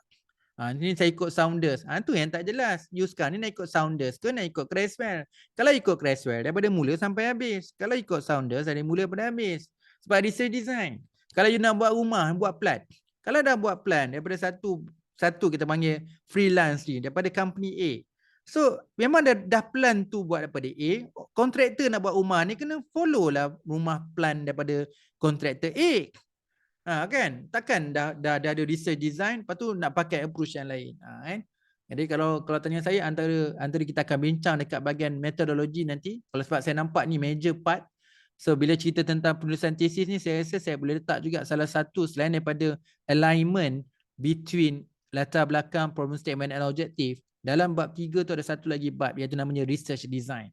Research design kita akan jumpa macam-macam. Ada yang tak tulis, ada yang tak buat, ada yang tak jelas. Ada cerita rojak, dia tak boleh nak pegang, dia tak faham method. Sekejap cerita tu, sekejap cerita ni, sekejap cerita tu. Lepas tu dengan missing, kenapa tak cerita? Benda yang tak payah tulis, dia tulis. Benda yang patut ditulis, dia tak tulis. Macam tu kan. Tu part yang kritikal lah. Biasanya major part yang kedua kita dapat adalah research design. Itu yang biasa student tak aware. Dia anggap benda tu biasa. Tapi penilaian sangat serius berkaitan dengan alignment, latar belakang penyataan masalah dengan objektif. Yang kedua, penilai serius tentang research design. Tapi student selalu serius. Dia lebih risaukan tentang data collection, dapatkan data. Isu yang kedua adalah analisis. Analisis nak guna advance punya analisis. Kerisauan dia tu. Tapi apa yang dirisau oleh pelajar bertentangan kerisauan dengan penyelia dan penilai. Tu yang kadang-kadang kita ready dekat bahagian ni, rupanya nanti kat proposal defense kena bahagian lain. Kan? Tempat yang kita betul-betul excellent tak ada pula supervisor tanya. Yelah kalau dah okey, semua dah okey, nak tanya buat apa kan? Okay. Boleh Okay. Kita dah bahagian yang terakhir. Outline dan senarai semak. Okay. Ini contoh lah, tapi dia bergantung kepada format universiti masing-masing. Okay. Kalau kat sini saya nak kongsi bahawa kita kalau berbincang dengan supervisor, especially chapter 1, bolehlah bincang kan. So saya cuba buat macam ni, tapi yang ni boleh, saya dah bagi Microsoft Word kan, you boleh setting, you boleh ubah, tak ada masalah. So saya buat 1.1 introduction, 1.2 research background, 1.3 problem statement. Okay, kemudian kita punya research objective kalau ada 4, okay, research queries saya letak 5 kat situ, terpulang. Research hypothesis, definition, operation, significance of the study, and scope and limitation. Lepas tu thesis structure. Jadi kat sini saya letak apa? Introduction dengan thesis structure tu mungkin dia tak ada specific outline lah. Okay. So apa yang saya nak monitor daripada outline ni, so saya tanda dah buat ke belum. Tu ada tanda right dengan pangkal lah. So kita letak total page. So bila you jumpa dengan supervisor, sehelai ni dalam kita punya file ni tunjuklah progress kita. So progress chapter 1 saya macam ni. Apa yang saya dah buat. Maksudnya dekat bahagian subsection tu kena isi lah Kat sini tak isi, you kena isi lah semua subsection tu. So supervisor dengan berapa seminit je boleh tahu dah apa yang you dah buat, apa yang belum. So bahagian mana yang berapa muka surat dah buat. Kat sini mungkin dia kata, tu nampak sangat tu. Research background sampai 10 muka surat. Kenapa banyak sangat? Buang separuh. Jadi dia nampak kat situ. Dah buat mana tak buat. Okay. So kalau tanya saya, bila berhadapan dengan supervisor, memang kita berjumpa dia sebab nak menanyakan specific question. Salah satu method untuk berkomunikasi dengan supervisor kan, nak tunjukkan bahawa kita aktif, progress kita. So kita syarat nak lulus setiap semester. Syarat yang lulus setiap semester adalah progress report yang diisi oleh supervisor. Jadi supervisor akan menilai dari segi hubungan kita dengan dia, dari segi progress kita, berapa kerap perjumpaan kita dan sebagainya. Kadang-kadang monitoring juga sangat penting. Sebab dekat universiti kita tak ada sistem monitoring yang detail. Jadi you kena bawa satu helai ni, tunjuk kat supervisor, ni stage saya. So saya sekarang ni tengah nak buat alignment antara research background, problem statement dan objektif. Okay. Kemudian tunjuk template yang tadi. Ni saya dah asingkan, saya nak tunjukkan. Mungkin prof ke doktor boleh tengok sekejap saya punya alignment. Okay. Happy lah dia sebab you bukan hantar dia 30 page letak dululah. Nanti dia kata baca kendian. Okay, tapi kita ada satu something kita panggil dokumen ataupun material yang kita nak bincang dengan supervisor supaya kita boleh dapat hari tu kita dapat jumpa dia 2 jam sejam, ada benda feedback yang boleh terus dapat. Kalau macam saya suka sebab saya memang tak suka debt. Debt mesti hutang lah. Student hantar saya report, macam saya kan nanti kata saya nanti. Nanti sampai saya lupa. Itu masalah. Bila terlalu banyak jadi lupa. Jadi student yang smart dia tahu dah. Dia tahu dah apa benda yang boleh jumpa saya dalam sejam selesai. Janganlah buat benda yang terlalu besar. Jadi kita tak mampu nak selesaikan. Okey, apa? Purpose datang jumpa untuk apa? Okey.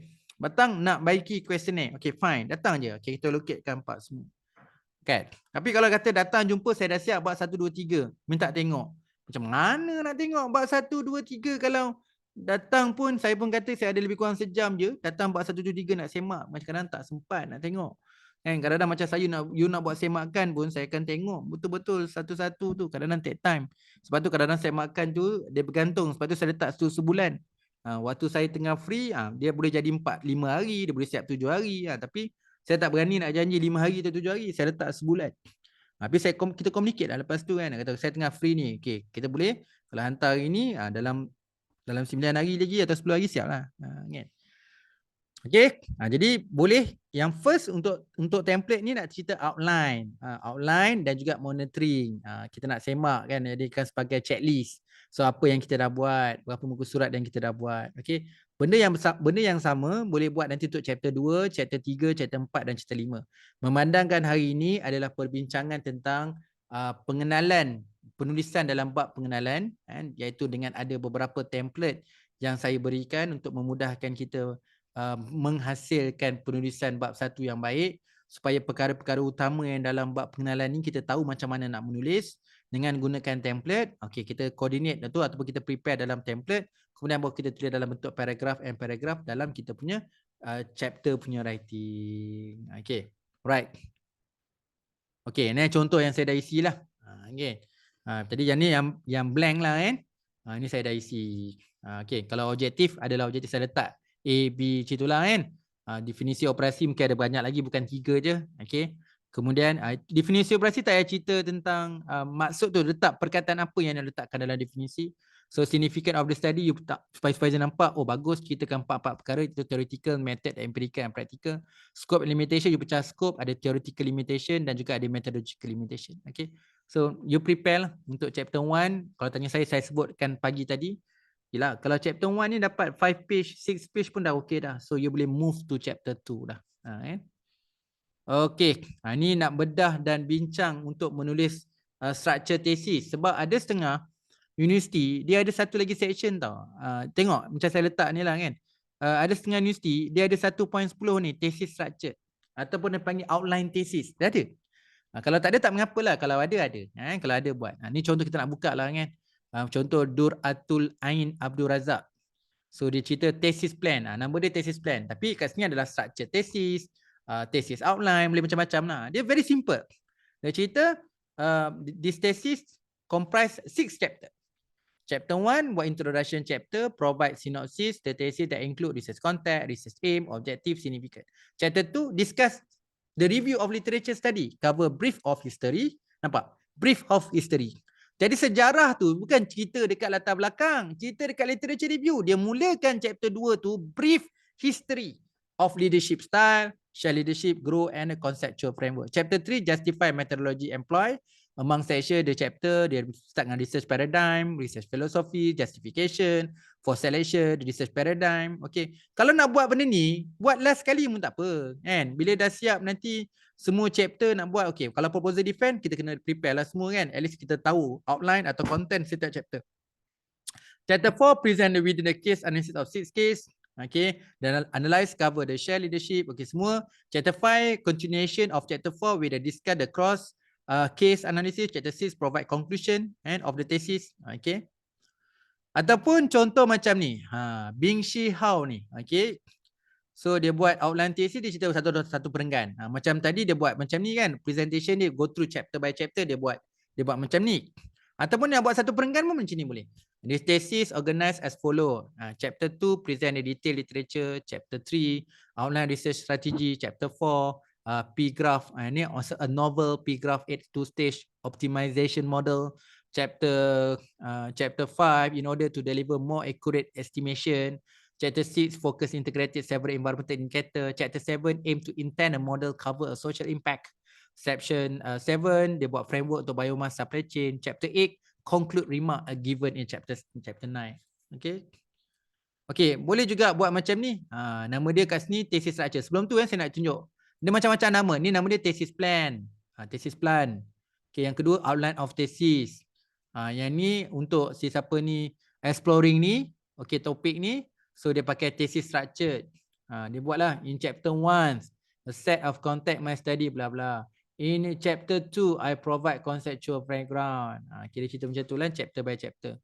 Okay, in chapter 3, I outline my qualitative. Chapter 4, focus on analysis. Chapter 5, that's in my doctoral exploration participant. Chapter 6, I present discussion. Chapter 7, conclude my thesis by reflect the contribution. Okay, and suggestion, recommendation for future work.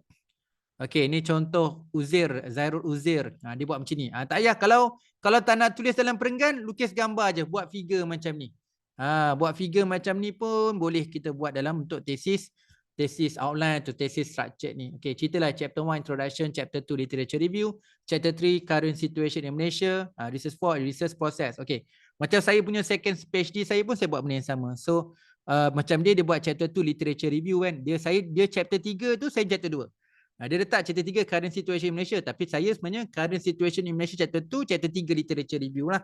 Chapter 4 research method, okay, chapter 5 finding for analysis data kualitatif, chapter 6 finding analysis for quantitative. So dia split kan chapter 5 untuk quali, chapter 6 untuk kuanti. Dekat Malaysia ni saya pernah buat macam ni, jadi ada isu sikit lah. Masa saya buat doctorate engineering saya tak ada isu. Masa saya buat PhD saya dekat UPSI, dia minta saya campur je. Jangan asingkan chapter analysis ada 2 chapter. Okay. Chapter 7, triangulation, discussion or research finding. Triangulate based pada both untuk quali and quanti. So validation, testing, chapter 8, conclusion and chapter 9. So ada 9 chapter lah. So dalam 9 chapter tu ada 4 phase, ada 4 fasa. Fasa pertama, understanding research topic on the theoretical concept ni, dari chapter 1, chapter 2, chapter 3. Untuk phase 2, development execution tu, jatuh dekat chapter 4. Untuk phase 3 ni, untuk dari segi finding, analysis, triangulation and validation. Untuk ada proses analysis, presentation, discussion. Chapter 6 adalah conclusion and recommendation, itulah chapter 9. Dan phase 4 tu untuk chapter 9. Okey, selesai. Dah tak ada soalan banyak, selesai pun awal. Okey, saya buka soalan. Sebanyak-banyaknya soalan jika nak tanya. Saya punya harapan saya selain daripada kita dapat cover hari ni semua, okey, kita ambil spend masa daripada pagi sampai petang. Jadi dengan komitmen masa itu pun satu kejayaan kita, satu. Yang kedua, saya dah bagi notes, okey, boleh refer notes ni, okey. Okey, kejap lagi hari ni juga, bukan esok, hari ni juga mungkin lewat petang atau awal malam ni saya akan kongsikan video sesi pagi dan video sesi petang. Template saya dah bagi, jangan tak buka template tu. Better tak simpannya tak boleh. You kena pergi dekat Google Drive tu, download semua template yang dibagi. Saya izinkan template tu boleh ubahlah. Okey, gunakan salah satu sebagai communication kita dengan supervisor. Gunakanlah untuk memudahkan cara penulisan. So sebelum kita nak tulis paragraph by paragraph, at least kita try gunakan template ini, boleh berbincang dengan supervisor, kemudian baru kita tulis bab 1. Okey. Jadi kita ada tools, ada templates. Maksudnya untuk mempermudahkan kefahaman tentang apa yang patut ditulis dalam chapter 1 telah kita discuss 2 minggu, especially bab content dan juga bab basic concept kita dah cover last week. So hari ini lebih daripada apply. Apply dan juga practical bagaimana nak menulis dengan menggunakan template dan kita melihat apa yang orang telah tulis untuk dengan gunakan bedah tesis. You all kena buat own bedah tesis, kena ada effort sendiri, itulah PhD sebenarnya. Lagi-lagi kalau yang mendengar ni adalah yang full time, you have a lot of time. Okey, memang kita cuti belajar ni memang kena betul-betul explore. So percayalah pada saya, takkan rugi kalau you banyak tesis. Okey, cuma you kena custom, you kena main folder by folder. Okey, untuk objektif nombor 1 and untuk problem statement. Okey, macam-macam cara penulisan you ada folder dia. Okey, ni tesis untuk objektif nombor 1, ni tesis untuk objektif nombor 2. Okey, you kena ada. Bila jumpa ayat-ayat yang bagus, ayat-ayat yang best. Bestnya ayat dia. Ayat ni kat mana ni? Kat problem statement. Jadi you buat satu file. Okey, ayat-ayat pernyataan masalah. Asal jumpa je ayat pernyataan masalah, copy and paste. Tak payah salin, jangan buang masa. Copy paste, copy paste. So you mungkin ada 100 ayat buat problem statement. Okay, you ada 100 jenis objektif. You ada macam mana beratus-ratus ayat buat kepentingan kajian. Saya hanya menunjukkan sebahagian. Bukanlah kata saya dalam yang saya dah buat ni tak boleh nak rujuk. Tapi limited, ada limitation dia. So bidang pun tak sama. You all bidang berbeza-beza. Jadi kita buat perkara yang sama, you buat macam saya buat. Okay, kita cari beberapa tesis. Identify macam mana nak menulis satu perenggan. Macam mana nak jelaskan pembinaan pernyataan masalah untuk menunjuk pada objektif nombor 1. Macam mana nak buat kepentingan kajian dari sudut theoretical. Macam mana nak tulis kepentingan kajian dari sudut theoretical, methodological, empirical and practical. Macam mana nak tulis scope. Macam mana nak tulis limitation kepada theoretical and methodological. Macam mana nak buat thesis outline. Okay, contoh telah diberi. Tapi you ada time juga untuk melihat contoh-contoh lain. Lagi-lagi bidang yang masing-masing. Bidang pengkhususan masing-masing. Okay. Okay, alright. So selesai sudah untuk yang ni. Okay. Ada soalan apa-apa nak tanya? And saya rasa hari ni saya dapat kurang soalan lah sebenarnya. Okay. Dia tak meriah macam last week. Macam last week. Sebab saya pun dapat feedback juga lah yang hari ni ramai yang tak dapat join petang. Pagi tadi pun dapat on off macam tu. Okay. Nanti dengar balik lah. Okay. Jadi kalau tanya saya, ni saya nak share lah kan. Kalau minggu lepas, kita betul-betul faham buat satu, saya betul-betul explain. Mungkin tertanya-tanya apa tu nak tulis latar belakang. Saya tekankan lama tu. Apa itu latar belakang? Itu isu-isu yang relevan dalam konteks penyelidikan. Apa tu masalah kajian? Itu masalah dalam bentuk penyelidikan. Apa itu objektif? Objektif adalah solution kepada setiap permasalahan. So kena align antara tiga utama ni. Antara latar belakang, pernyataan masalah dan objektif. So bagi tujuan objektif ni dia ada tiga pasangan dia. So dia ada tiga perkara. Objektif, question dengan hipotesis. Ni pun kena align. Setiap objektif mesti ada research question. Dan tak semua research question ada hipotesis. Kalau ada, kita kena adakan hipotesis testing. Setiap hipotesis mesti ada literature review. Itu kena ingat. Sampai literature review nanti ingat. Setiap hipotesis ada literature review. Okay, kepentingan kajian ni adalah sebenarnya chapter 5. Sumbangan ni. Dia sebenarnya sekarang ni jangkaan. Chapter 1 ni menjangkakan apa yang kita akan dapat daripada kajian ini. Sebab tu nama dia significant of study, significant of research. Benda yang sama akan ditulis dari chapter 5. Jadi untuk chapter 1, jangan tulis banyak. Straightforward je. Tengok macam tadi cerita pasal significant of study. Tak banyak. Begitu juga scope and limitation. Scope ni, detail dia dekat chapter 3. Scope dia method. Nak cerita, nak pakai kajian kat mana, siapa, sampel, tu scope. So methodology punya scope, jangan cerita banyak. Sebab chapter 1 very simple je. Detail chapter 3 nanti. Sama juga limitation. Tak payah cerita detail-detail. Sebab chapter 5 ada limitation of the study nanti. Okay, kemudian apa lagi saya missing? Okay, definisi operasi. Carilah perkataan yang betul-betul, yang match, yang penting untuk tesis ni. Jangan tulis panjang-panjang. Satu perenggan pendek je. Okay, kena betul-betul jelas maksud perkataan ini dalam tesis ini. Okay, saya nak you cepat. Dah settle je benda-benda utama dalam chapter 1 ni, cepat-cepat tulis bab 2. Jangan tunggu. Sebab belum tentu apa yang kita buat dalam bab 1 ni sekarang ni betul. Belum tentu yang bab 1 yang kita buat ni perfect. Tak, belum lagi. So you kena buat literature review. Kalau you lambat tulis literature review, macam mana you nak pastikan apa yang you plan, apa yang you rancang dalam objektif nombor 1 ni boleh teruskan ataupun tidak? Okay, jadi kena cepat. Belum tentu literature review yang you tulis tu match dengan method.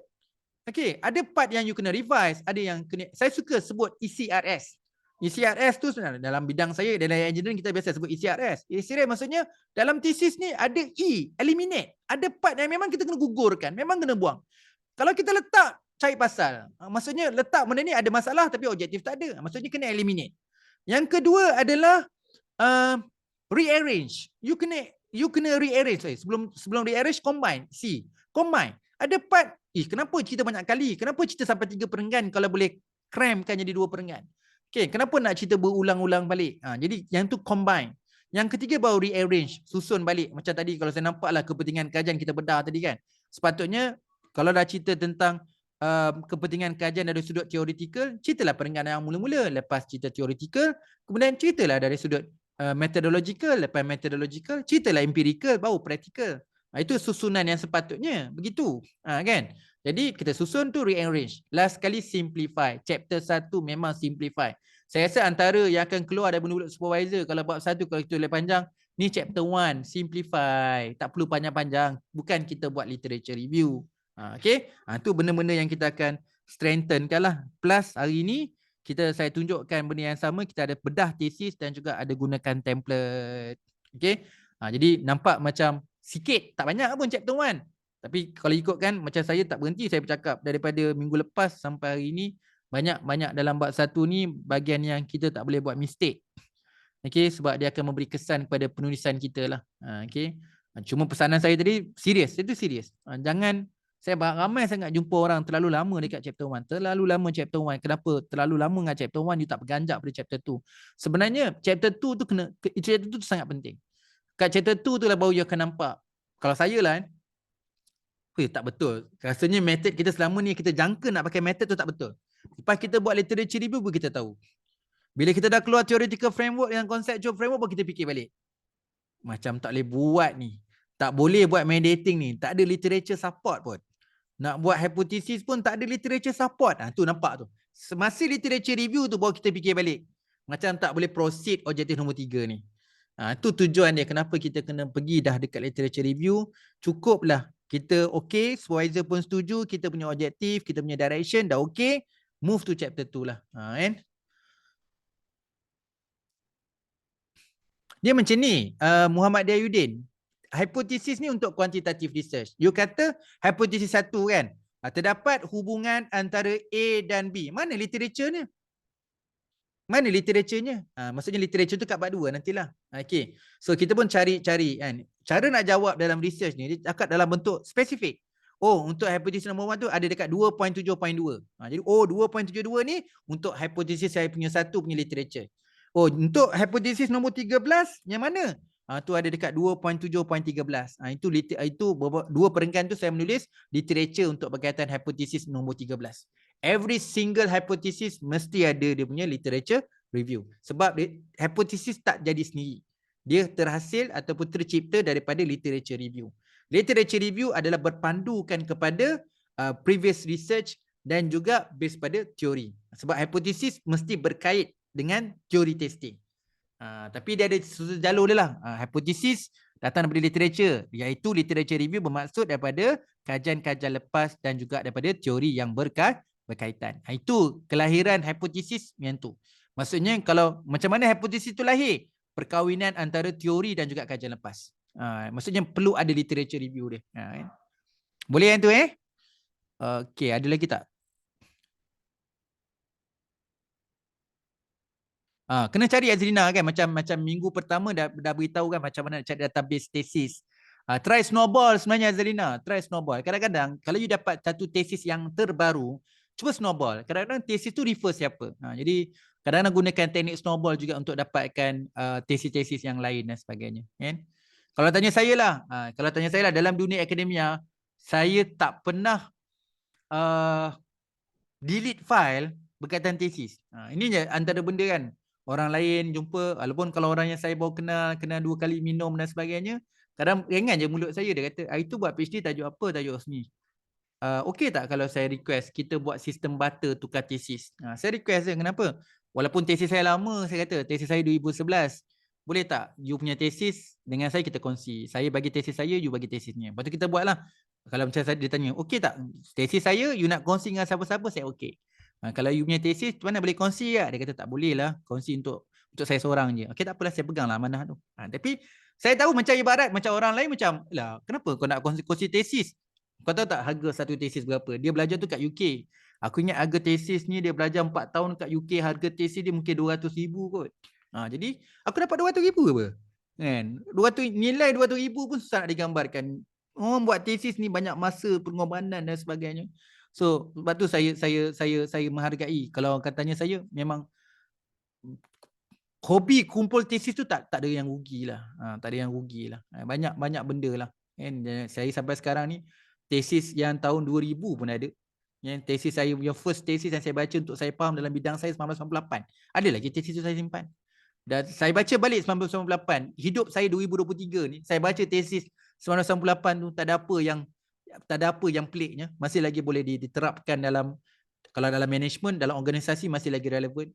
Masih lagi bagi saya benda tu inovasi. Tesis 1998, kalau tesis tu diamalkan dalam kerajaan Malaysia sekarang, saya anggap itu inovasi sebab kita kerajaan masih lagi dalam pengurusan, kita masih lagi mengamalkan yang A. 1998 orang buat tesis dan mengamalkan B dah. Yang untuk B tu pun kita tak apply lagi dalam ni. Macam bidang saya Lean Six Sigma untuk manufacturing company. Tak sampai 5% je. Tak sampai 5% je buat company implement. Sesudah berapa tahun dah? Dah almost dah mencecah dah 13 tahun. 13 tahun tesis saya. Dulu yang kat industri kilang buat baru dalam stage 3% atau 4%. Sekarang masih lagi tak sampai 10% lagi. Jadi tesis yang lama pun tetap valuable. Cuma lah bila kita nak tulis tesis, nak cite, kita kena cari citation yang barulah. Kan?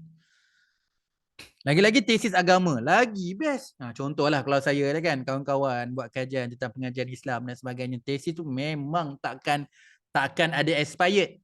Takkan ada expired benda tu kan. Jadi macam lagi jelas lah. Kalau saya baca buku tergantung sini-sini. Tesis jawapan dia jelas. Kan.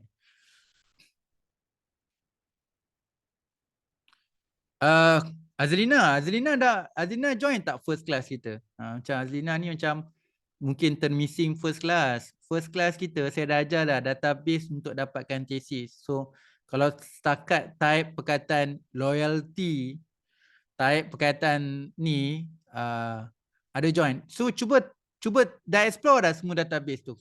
Kalau tanya saya, kalau type loyalty dalam ethos, tak tahu berapa hari pun nak habis. Tak tahu berapa hari nak habis. Topik macam loyalty ni genre topik bagi saya. Kan? Jadi dalam business, dalam tourism, loyalty benda tu dah lama dah, it's not new lah. Kan? Bagi saya ada something new yang kita boleh enhance, tapi kalau cerita tentang customer ni, kesetiaan customer ni, apa saja genre tu bukan benda baru dah. Maksudnya orang buat tesis tahun 1960 pun dah cerita pasal loyalty. Kan? Tapi cuba dapatkan tesis yang baru lah. Cuba kita nak tengok objektif dia. Type je perkataan loyalty tu pergi dekat ethos. Saya garanti lah. Sebab saya pernah type perkataan. Saya tak type perkataan loyalty lah. Saya cerita tentang customer punya indicator ataupun customer measurement. Dalam salah satu customer measurement tu ada loyalty. Saya rasa tesis sangat banyak kalau you type betul-betul. Kan? Tapi start baca yang baru. Try sort. Cari artikel, sort terus ya. Baca artikel yang terbaru. Kalau macam saya saja je. Ada berapa hari 3 minggu lepas kot. Saya pergi dekat Ethos, saya type 2023 je. Saja nak tengok tesis-tesis baru. Saya tak search bidang saya saja je nak tengok apa yang orang dah buat tahun 2023, tahun 2022 ni. 2023 pun dah banyak tesis dah. Tengok tesis 2003 dah pergi jauh dah ada orang ni. Saja je buka, tengok ni objektif baru, dapat idea. Okay, kogot student datang nanti tanya macam mana nak buat apa tajuk tesis. Saya kena ready benda tu. Jadi saya saja je macam orang pergi tengok buka Shopee, Lazada, saja-saja tengok. Saya saja tengok download, yang best masuk dah download, letak kat folder. Okay. Folder tu kena susun ni bidang tu bidang ni. Okay. Kemudian kan kita boleh faham method baru. Lagi method baru kan. Bila orang tanya, Fazli tahu tak nak buat ISM? ISM tu nak kata pandai tak lah. Sebab secara personally aku buat research tak pernah. Tapi kalau kata nak buat benda tu, aku tahu apa nak buat.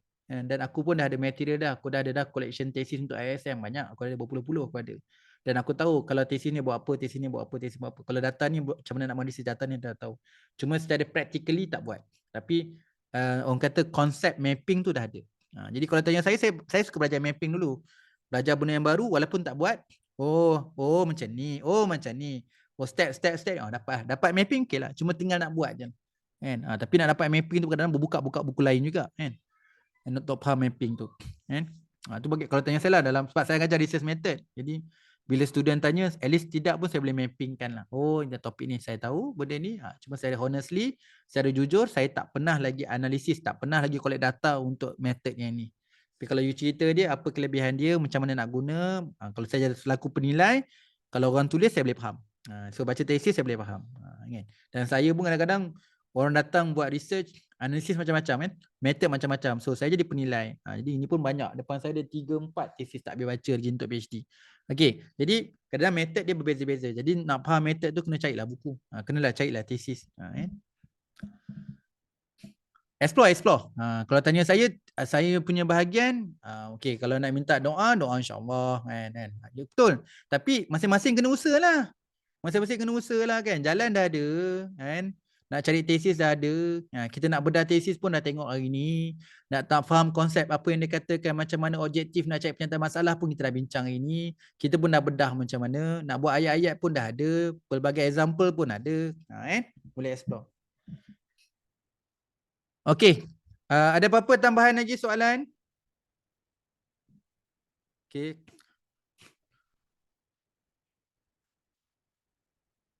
Okey. Kalau tak ada, boleh kod. Kita untuk kohort kita tangguh dululah untuk hari ini dan kita selamat bercuti lah untuk minggu depan. Selamat menyambut Aidil Adha nanti, Raya Korban. Okey, kalau nak balik kampung tu hati-hati, bercutilah. Nanti kita akan sambung minggu depan. Saya tak rasa kita boleh buat kelas hari Sabtu tu. Rasanya ramai cuti dan saya pun rasa saya cuti. Jadi kita sambung minggu satu lagi untuk bab literature review. Tapi bagus jugalah saya rasa kalau you all nak, saya readykan slide untuk literature review. Jadi at least masing-masing boleh dapat nota literature review dulu awal. Dalam minggu depan saya cuba bagi nota untuk literature review. At least you boleh baca-baca dulu nota untuk literature review sebelum kita mula kelas nanti minggu satu lagi. Boleh Okey, terima kasih semua. Minta maaf atas barang kekurangan dan kesilapan saya dalam mengajar, menyampaikan, berkongsi apa yang patut. Apa yang kita lihat pada tesis-tesis kawan-kawan tu semoga menjadi amal jariah buat mereka juga. Tanpa tesis mereka, kita pun tak boleh explore, kita pun cuba nak faham mana yang baik, mana yang boleh ikut, mana yang boleh kita apply dalam bidang kita masing-masing. Okey, terima kasih semua. Assalamualaikum dan selamat sejahtera.